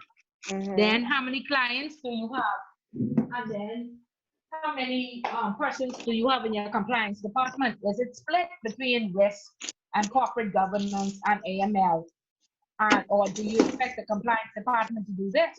And they may say, okay, so we expect this to fall under the compliance department. Then after that, is this a one-man band? Or they say, yes, it's a one-man band. So right then you say, well, I need at least 4 people. If you have more than 500 accounts, are you allowing me, once you bring me in, to hire these 4 people? And then let them say yes, and then it's okay. But if they say no, we expect you to do this yourself, boy, Can't they take better the have less job. than 100 clients. It's actually impossible. But they seem to be tucking in compliance with all kinds of different job descriptions. Right? Because they have nobody speaking up and advising them properly. And so even if you were to take this job and you express this to them and they don't comply, then the regulators there, they offer you, like I say, you pick up the phone and they answer and they send a response right away. Or annually, you have an audience with the regulator where you go and confidentially express any concerns. But you can also take these things to the board. Sorry, my book just dropped. Yeah, you take these things to the board and you discuss this is why compliance is independent of the bank and compliance reports to the board. And so hopefully you have a good board that says, we'll address this, we'll put it in the next budget, we'll get you some help, what have you. But if there's no plan, I mean, because these things won't be fixed overnight, but if there's no plan and they ain't even hearing you, then you go to the central bank. That's what they're there for. And now, especially that they're having developing an ombudsman just specifically to deal with these type of issues, we should be okay. So, And Ms. again, like I say, there's a big difference between the Swiss banks versus the Canadian banks. So, you know, So, Ms. their Bullard, strategies are different. Yeah. just to be clear, so, and I think I know the answer to this, but in terms of the compliance, so one of the questions that we can ask is compliance separate from corporate governance, risk, AML, because they're all subsets under compliance, right? Right. Okay. And not that it may be separate, but how many persons in the department Right, working, and if to it is, support these different functions. okay, Yeah. So and if if they just, not, yeah, if it's not separate, if it's sufficient people in the department to support all of these different areas. right, right. And so I saw one in the papers where they said, I want somebody for corporate governance, risk, compliance, and AML all in one. And so, persons were like, oh, I can apply for this. They better be paying me a lot of money. All the money in the world, if they have more than 500 accounts, you could still end up being overwhelmed. All the Yeah, money in the world. and I Because, can see you missing something because it's just too much things to keep up with. yeah, and each of them are top tier positions where you should be making at minimum $60,000 for each of those acts. Mm-hmm.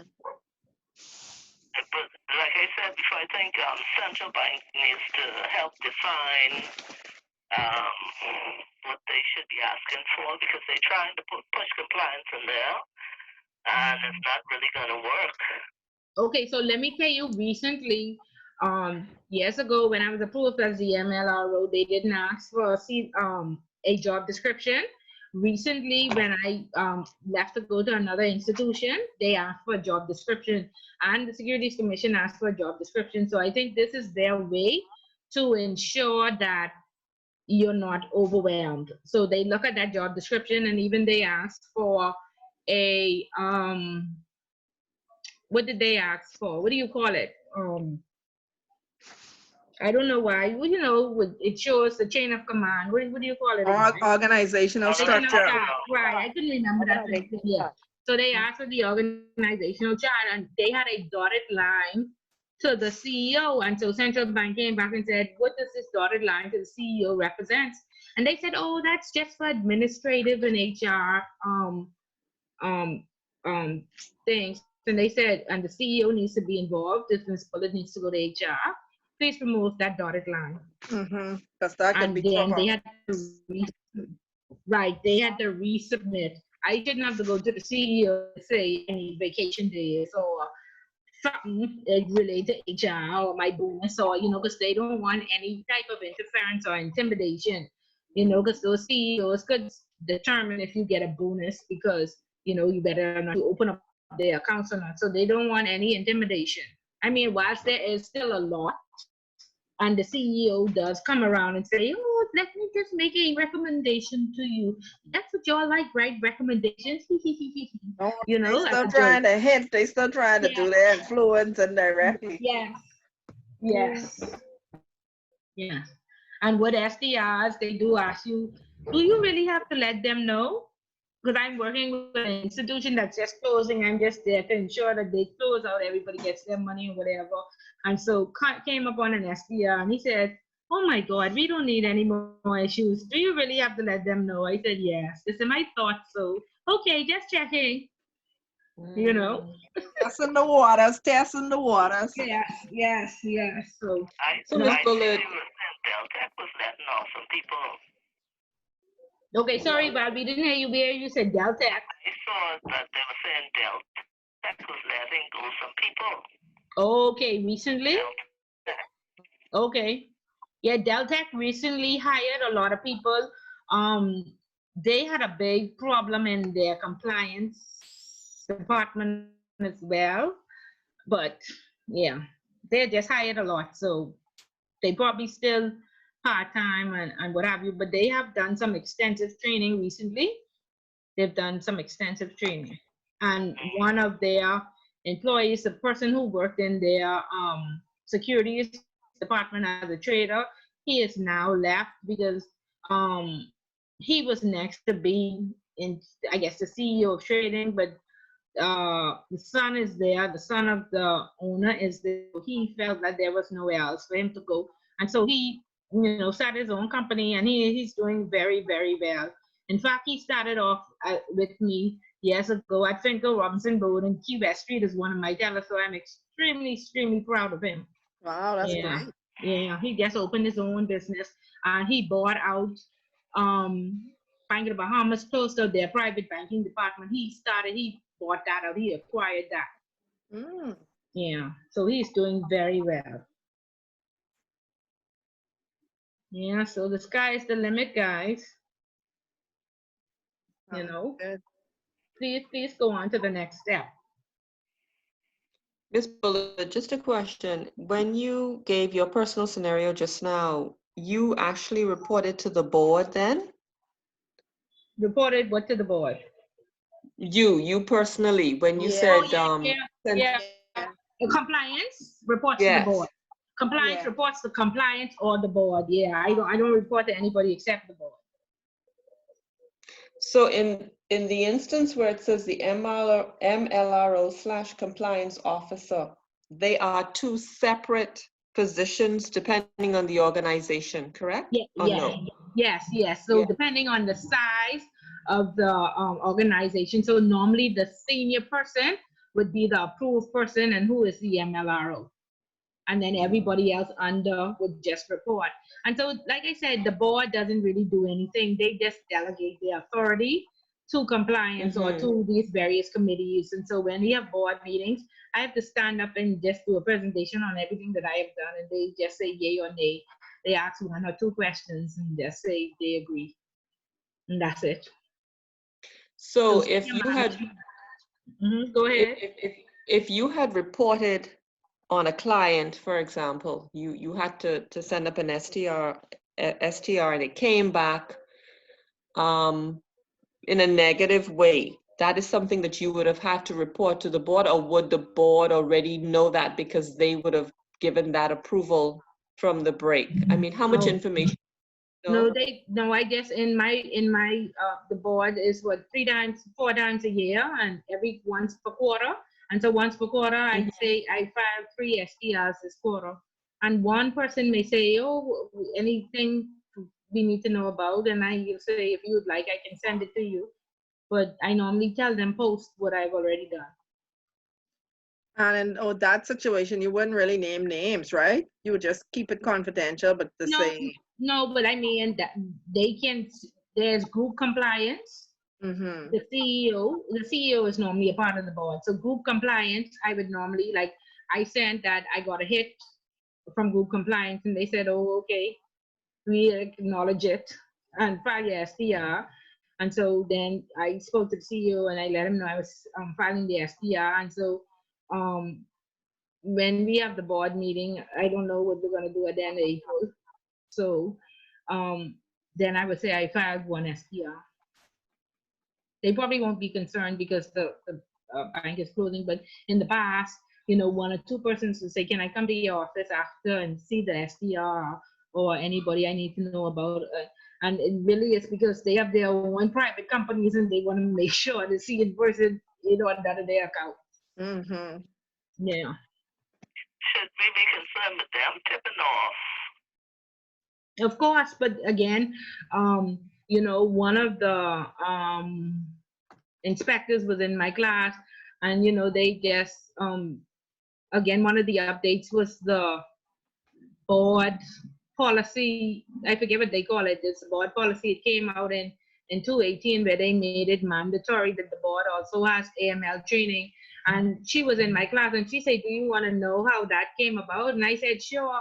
And she said, during a board meeting, we just happened to be in doing an inspection. And I saw the priest from my church and I was like, "Oh, okay. Hey, how are you? Water cooler conversation. How do, glad to see you, what have you. How do you deal with your peps here?" And he said, "Pep? What is a pep?" And so from that water cooler conversation, she said she knew she had to go back to work and insist that they ensure that not only the staff are trained, but the board is trained, and hence the board is now trained on AML as well. Because normally the board is made up of various professionals, and then somebody, I guess, to keep the peace or to pray or from the community, and so it's normally a priest.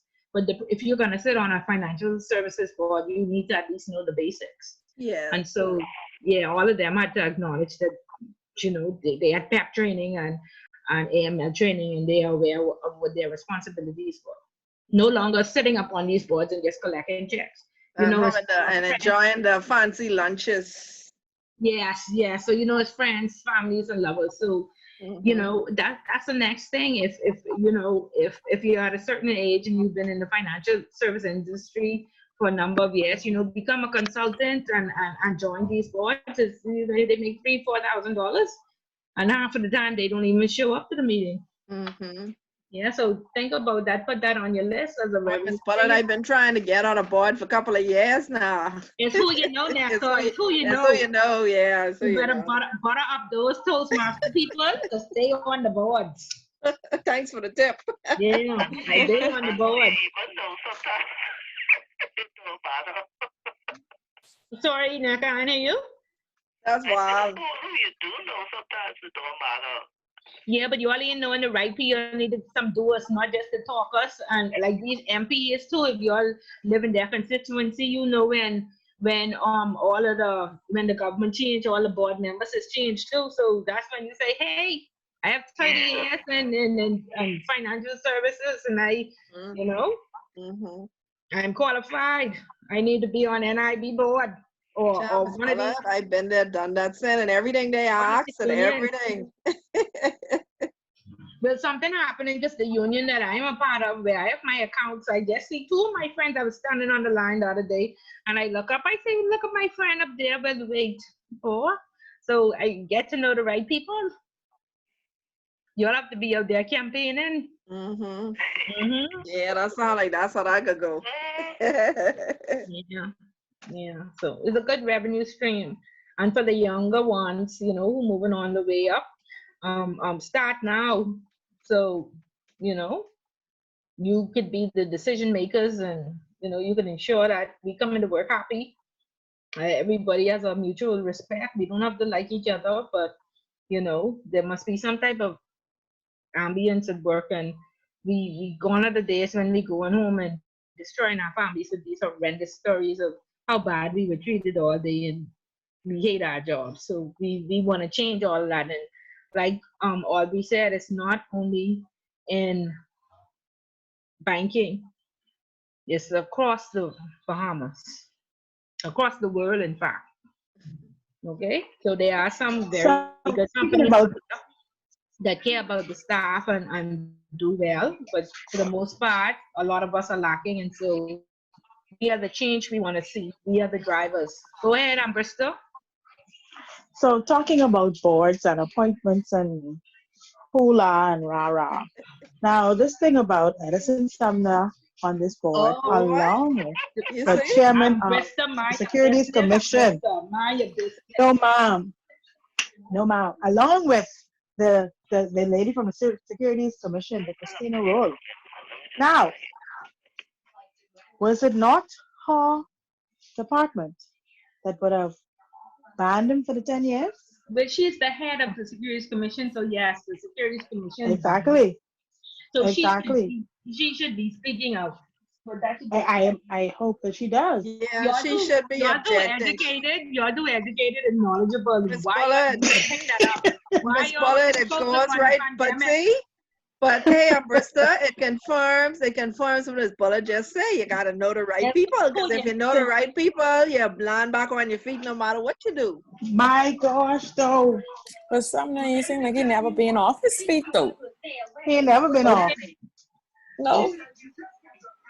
But my There you go. goodness, that means we breed in corruption. He has a network like Bin Laden. Clearly. Yeah, Miss Paulette, Clearly. he really probably should not be on that board though. He No, probably he really should. shouldn't. He really It's just shouldn't the be. appearance of, it's an appearance of, you know. Impropriety itself.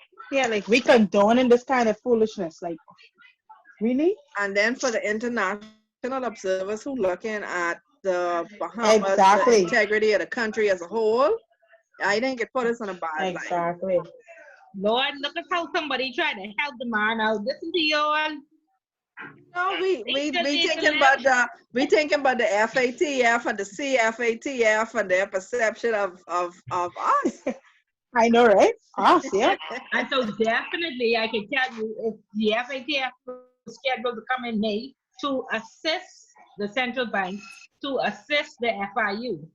And so I guarantee you that would not have happened if they had still come. And so I'm wondering if they just postponed it or if they are going to, you know. May or March, because But this is even if May they, now. No, they would even do if it they, in May.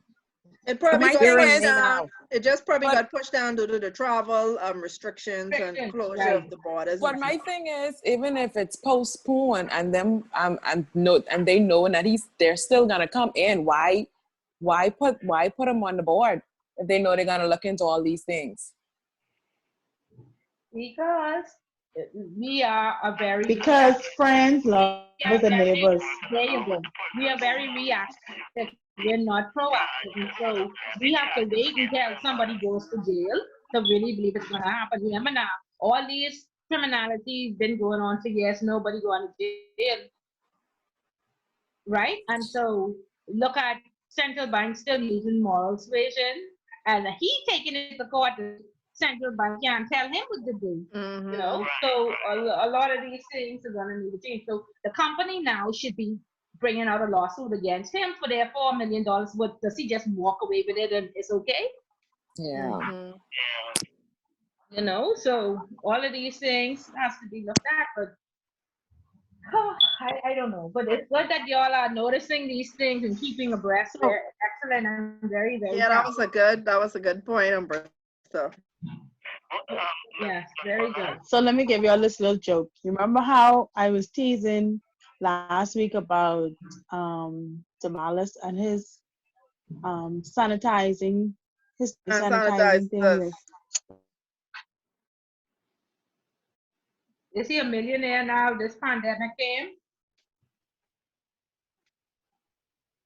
Davina Oh, gone? I think we lost her. No, Oh, she's still there. She's still there. Umberto, go ahead. hello. Sorry about that. Mm-hmm.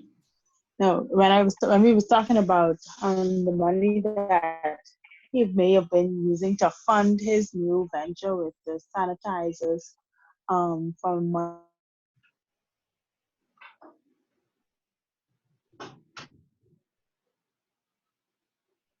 Okay, I think we lost you again. Maybe an internet connection. Yeah, maybe our internet connection. Yeah, so we'll have to get that story next time. Okay. Yeah, we have to get that juice. Hello? Okay. Okay. So any questions on chapter 10 in terms of Yeah, she can hear you. the MLRO role, culture, integrity, ethics? Excuse me, Miss Bullet. Wild wanted to say something, please. Go ahead, Val. Yeah, just very quickly, I want to say from when you're first talking about issues, but my experience with the government boards, not this particular board you were just talking about, but when government boards come into an organization, the first thing, a lot of times most people don't even have the experience of being on the board to begin with. And you can hear me? Yes, we can hear you. Yeah, and the first thing they do, they get together and say like, you mean we want to do? So, you know, like a lot of times the spirit of what they are about is not really good to begin with. Right, and this is why I think it's called the board suitability.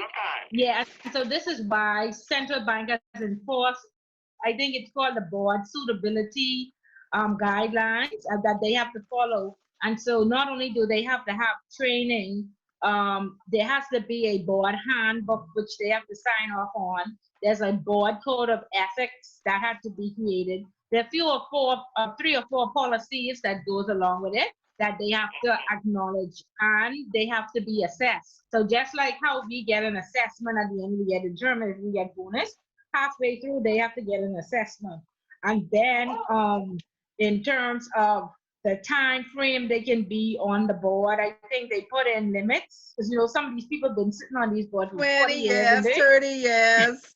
Oh my God, no new Yeah, ideas, so- no creativity.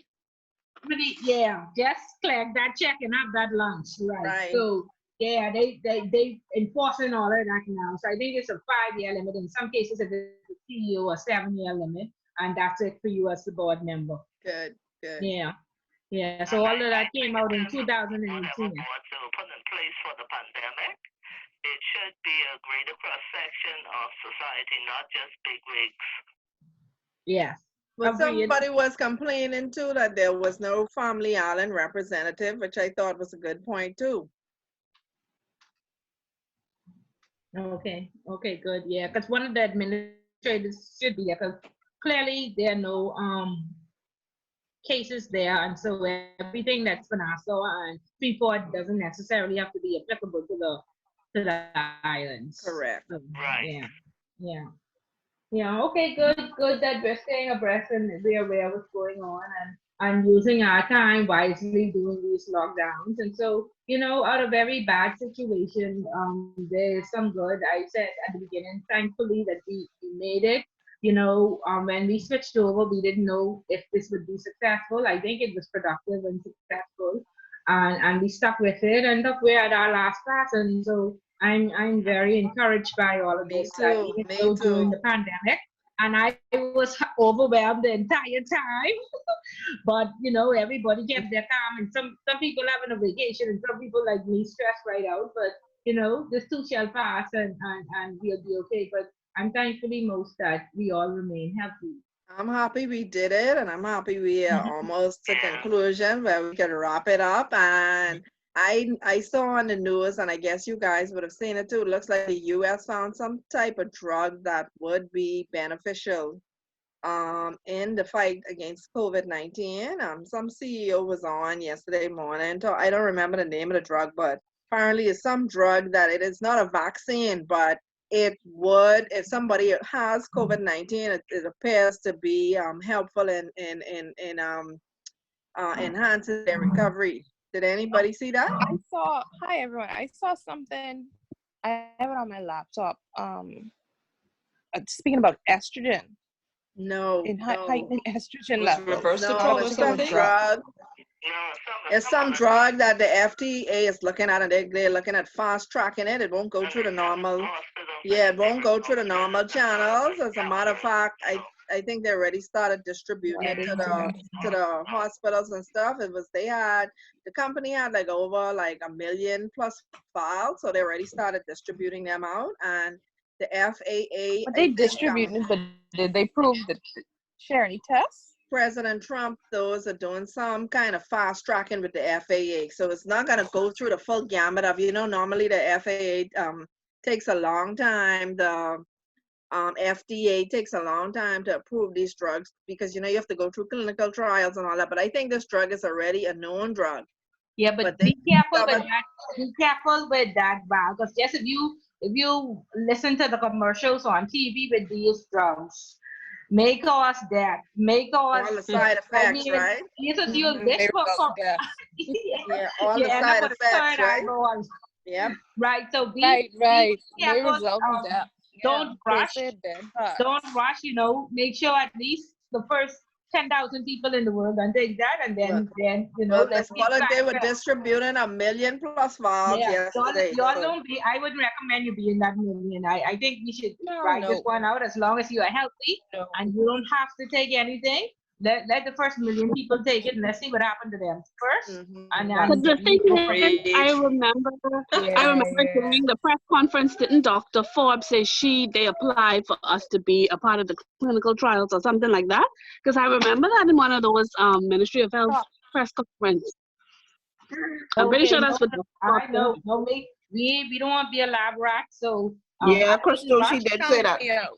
Yeah, I wouldn't rush for any cure right away if you are healthy and you don't need it. I will also not rush to get out. I know it's very hard being at home, but this is why you must make home paradise. And so anything that you need, which is in your means to make a happy home, please make a happy home because these jobs are very stressful and we still have to come home every day. And so I would have hoped that we would have by now identified what we need to switch in our personal space and make those changes and make ourselves content and happy at home. And so we could even produce better persons and definitely better children. And so um, Atlanta opened up sometime this week and they have reported 1,000 new cases. Please, Wow. when we open up, do not rush to go out because again Singapore has said that they have had 900 new cases. They were fully recovered, no cases, and now they're reporting um 900 new cases. So be very careful. I mean, that's coming out of Asia, so you don't know if it's true, but for sure Atlanta reported that since they've opened they've had 1,000 new cases. And I went Wow. and I did my first degree in Atlanta, so I follow, very familiar with Georgia, and so be very careful. I normally visit there every 2 years, and I'm afraid. Okay, so be very careful with that. Yeah, so we don't want to take any drugs because we don't know the side effects. I prefer the CDC and the FTC and all these things to check it first. If I don't want a third eye or a third foot, or, so And if this disease truly comes from bats, whatever vaccination to cure it should come from bats. Eh? Yeah, because the bot should have the Okay. antibody. Okay. I don't want nothing from a bat. I don't want nothing. So Oh. yeah, y'all just be careful, be cautious, and read and do the research on anything that they give. And I've actually thanked the police when I went out. We needed this police presence, man. People may not look at it, but we were suffering a pandemic from crime. I don't know if pandemic is the right Yeah. word, but every day they saying, people say put the blood on your door now. No, the blood needed to be on our door before, because every day a black male in the Bahamas was getting killed. Mm-hmm.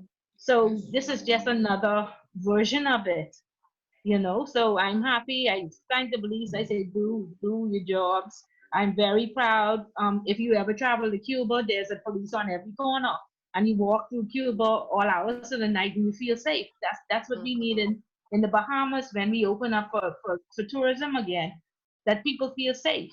That and we shouldn't have to be locked down in our houses and I have burglar bars, alarm, everything just to protect myself. It shouldn't be that way. Like a prisoner in your own place. Yeah, a prisoner in your own home, right? And it shouldn't be afraid to drive through Camp Road in the night because of rock getting thrown through your windshield or something like that. So, we have to change all these things. I grew up in Camp Road, and so I shouldn't be afraid of that now that I'm older. With my aunts and my grandmother lived there until she passed. So why am I, the other day my nephew drove through and a big rock came through his windshield. So all these things, have to change, when we open back up. So let's try to keep this crime rate down, have this stronger police presence, and treat each other, just be kind. Just be kind and be nice. Talk to your neighbors. The Bible says, "Love your neighbors as yourself." These things, and I think that's what we need to learn about being locked down at home. Make a happy home. Okay, enough emotional stuff before Neil report us. So back on chapter 10, we learned, we know about culture, we know about what should be on the job description. Um, we know what we should actually interview her. Mm-hmm. Yeah, yes, Yes. no, maybe so. Yes. Okay, Yes. good. Question. Right, and we are at our last chapter. The next week is only review. I've spoken to the institute, and the final exam is on the 16th. I know we had some concerns about online. My first group is taking their final exam online next week, and so I'll let you know how that goes. But if you want to make another arrangement, Miss Dean will be available. You can dial the institute number, and our review class is on the 9th. So I would start calling Miss Dean on the 12th to make an arrangement in terms of taking your exam. Miss Because Bullard, go excuse me, ahead. Miss Bullard, the Saturday the 16th, we would be on lockdown. So how will that work? Because we may have to Yes. Right, that's why I'm saying from the 12th, our review class is on the 9th. So anywhere from, the 11th is the Monday. Anywhere from the 11th, please call Ms. Dean on the Institute's numbers 325-4955, and she will give you some instructions. Now, what some persons have done is they were allowing persons at a time. They have 8 rooms to take the exam, and so you go there with only your mask and your car keys. You can't bring any books, keys, or anything like that. Mm-hmm. And she gave you an appointment to take the exam. So that was anywhere from the 11th until the 15th, and you can call and discuss that with her. Now, if you don't speak to her within those days, we expect you to be online to take the exam online on the 16th. And the exam online on the 16th is the essay questions too. Yes. Mm. So, Ms. Bullard, sorry, when you say be online, you mean just come in and log into Zoom the way we normally would? No, it'll be done. You will get some instructions. it will be through Google Classroom. Okay. But Okay. like I But if- say, you have that option. You just let me know. How many of you will call Miss Dean?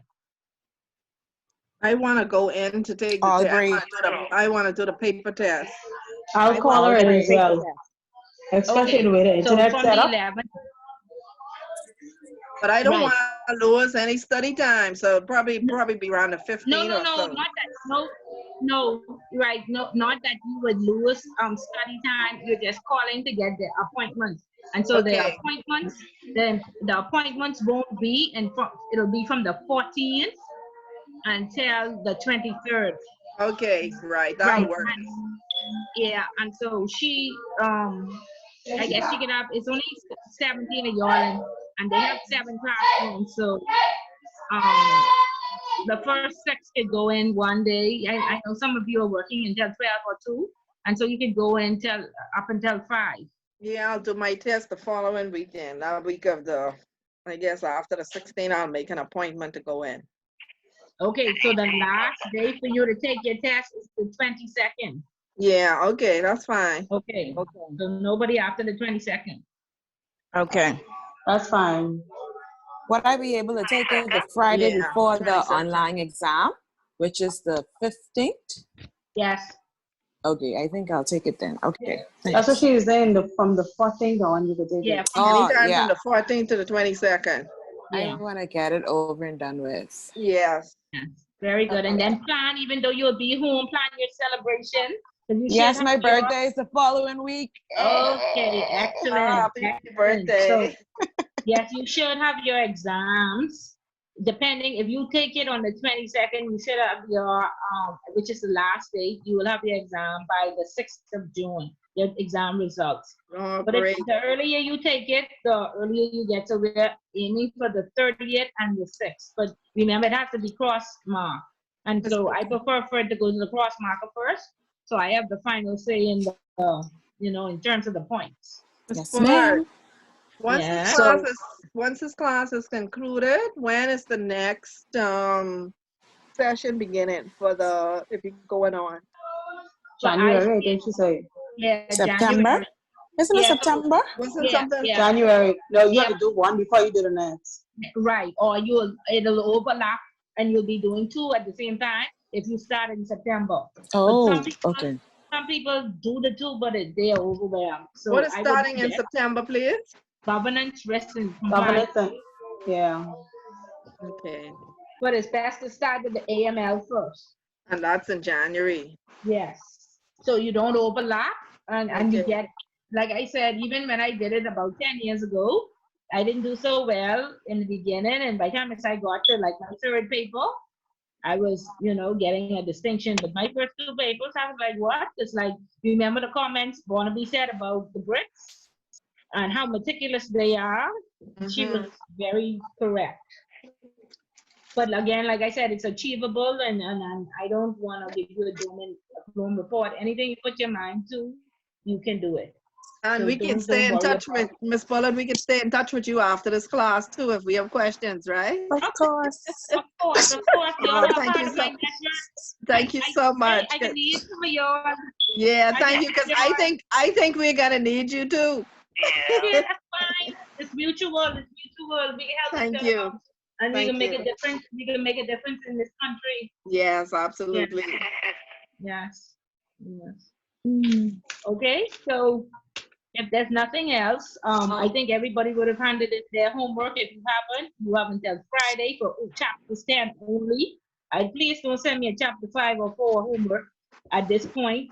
Answering the questions, please remember chapter 1, recommendation 1. Please remember tax and W8 and W9 from chapter 2, and we want to each have a contribution on how we are going to answer these questions. And I have a again, question. Those classes are on YouTube, right?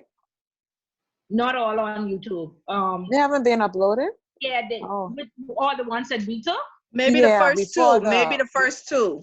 Yeah, so the Okay. first two, whatever we did in class, Miguel, you can, in Miguel's number is there and his email is there, and you can call him and he'll send you the link. And so, Okay. yeah, they Because should we have been started this online thing, I think the fourth, the fourth talk. I think the third week or so. right. No, the fourth Yes. one. Yeah, so if whatever you don't have in your emails from me, then ask Miguel and he'll That's fine. direct you to where they are. Okay, no problem. Okay, but like I said, I'm very, very pleased. Thank you for your participation. Thank you for having the courage to continue on during the pandemic. Some of us weren't able to do it, but I would have probably said, no, I can't do this, but I had to. So thank you for, making me familiar, making me comfortable and saying, oh, sure, I could do this with Estelle and Miss Audrey. You did an and, awesome job. Miss Bullet, thank you. Thank you. We appreciate you too. Yeah, and we will not Yeah, shortchange and Neil who in keeps it. any way. Okay, good. Not shortchanged in any way at all, Miss Bullet. Okay, very good. I appreciate that. And even Neil, who's keep me on track, and I make sure that we don't be too emotional. Neil, thank you for being patient when we went south and we got emotional. Is Neil still there? He gone. He's like, He looked like he may have laughed. Let's he see. may have dipped out of him. So hopefully, yeah. And Ratalia, who is new, Ratalia, I hope in the beginning she was concerned whether this would make sense or not. So Ratalia, I don't know. I hope you're leaving with a wealth of information and feeling inspired. Is Ratalia still there? I'm still here. Okay, so how do you feel? I think I'm gonna go on to the ICA class. Good job. Okay, Good job. excellent. Yeah. Excellent. And definitely these ladies, it's very much easier to have somebody to study with. So please, these ladies are very knowledgeable, and if you go on with them, I'm sure all of you will be successful. Yeah, and thanks to all our wonderful classmates too, because all of the discussion and dialogue also helped. Yes. So y'all keep in touch with everybody and make sure Neka and Val, when y'all go out to your meetings and Gabriella and Davina, y'all invite the ladies, right? Yeah. That's your professional dates. You invite the ladies with you so they could, meet the right people. Yes. Where's Gabby? Gabby, are you Right. on today? I didn't hear from you. Gabby, is Gabby on? I think she may have been on, but she had another class, and so okay. she may have. Okay. Yeah. Okay. Yeah. Okay. So very But I good. enjoyed these two sessions with you. So, but don't lose my number. Just Okay, know that. definitely not. I have everybody's number, and everybody knows how to reach me. And I Yes, always be ma'am. at your disposal, so feel free. We can make a difference. Yes, ma'am. Okay, so I'll see you all next week for another provocative. Ms. Bullet, just one quick question. Looking at page 16, when it talks about the W8 band and the W9, Yes. what is the difference between the two of them, or do we not need to know about the W8? Yeah, you do. That is going to be one of the questions, and it may also be one of the multiple choice. So the One for W9. non-U.S. citizens and one for U.S. citizens. Yeah. So one, the W9 is U.S. citizens, the W8 is non-U.S. citizens, and the W8 band E is for entities. And companies. Non-U.S. Right. Non-U.S. entities. Yeah, I always remember that E at the end. Yeah, so that's for non-U.S. entities. Okay, so a W8 is for anyone that is not a U.S. person then? Yes. Because it says in the book, U.S. beneficial owners, offshore accounts which hold U.S. securities must complete a W8BN. So the two of them were mentioning U.S. beneficial owners, which. Yeah, so the W9 is for companies as well as individuals. The W8 is for individuals only, non-U.S. And W8 band E is for non-U.S. entities. Okay, so W8 is individuals, non-U.S. W9s are for U.S. persons and companies And individuals. And individuals. sorry, individuals and entities or companies. So a W-8 Ben then could be for non-US entities. Yes, the Ben E. Ben E is for non-US That's entities. entities, yes. Oh, okay. So basically everything W-8 is non-US. Okay. Yes, yes. All One right. for individual, one for companies, and then the Right. W9 for individual and companies. Hold on, the Okay. W-9? Yes, The Is for US W-9 persons and for you companies. citizens, right? for U.S. individuals and companies. Oh, the W-9? Yes, yes. Yeah. And so then there is like a WIMY. It depends on what there are different categories of companies. So if you're a particular type, then they may ask you to fill out an IMY or something else. But primarily, if it's the normal company with no, I guess, a normal institution, depending on the type, it's the W9 if you're US. So the W-8BENE is, I have a note in my notes for entities, companies, USA or anywhere else. Is that just for the anywhere else then? The W-8 ban. Non-US. Yeah, non-US. Okay. Any country non-US. Okay, non-US. Yeah. Okay. And W-8 is the individuals only, non. But I'm glad you said that, Ms. Bullitt, because I had it written the opposite way. Thank you. Okay. Yeah, non-US. Right. Okay, so next week we'll discuss the review sheet and let me know if you everybody come prepared to discuss one topic. Remember there's one mandatory question, there will be two choices, and then you answer the 4 essays. 4 essays. Okay. So in Yeah. total, that's 5 questions then. Yes, 5 essays and 20 multiple choice and true and false, 10 each. Okay. So, Ms. Right. Pollard, so when you say 1 month, so one question that everyone will have to answer, and then 4 essays that everyone will have to answer as well? Yeah, so you have a choice out of 10. There'll be 10 questions, and you Uh-huh. select 4.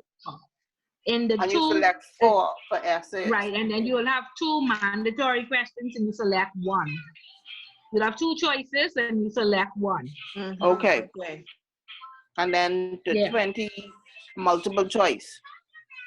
Yeah, 10 multiple choice, 10 true and false. Okay.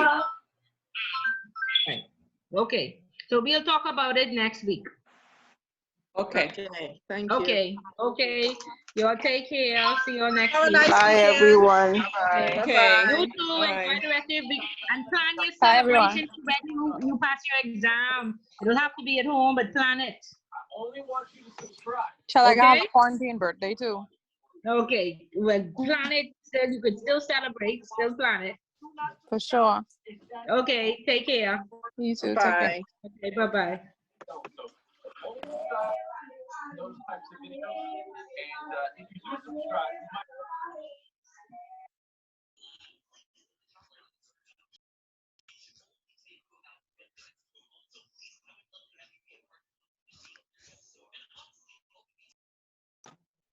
Nika.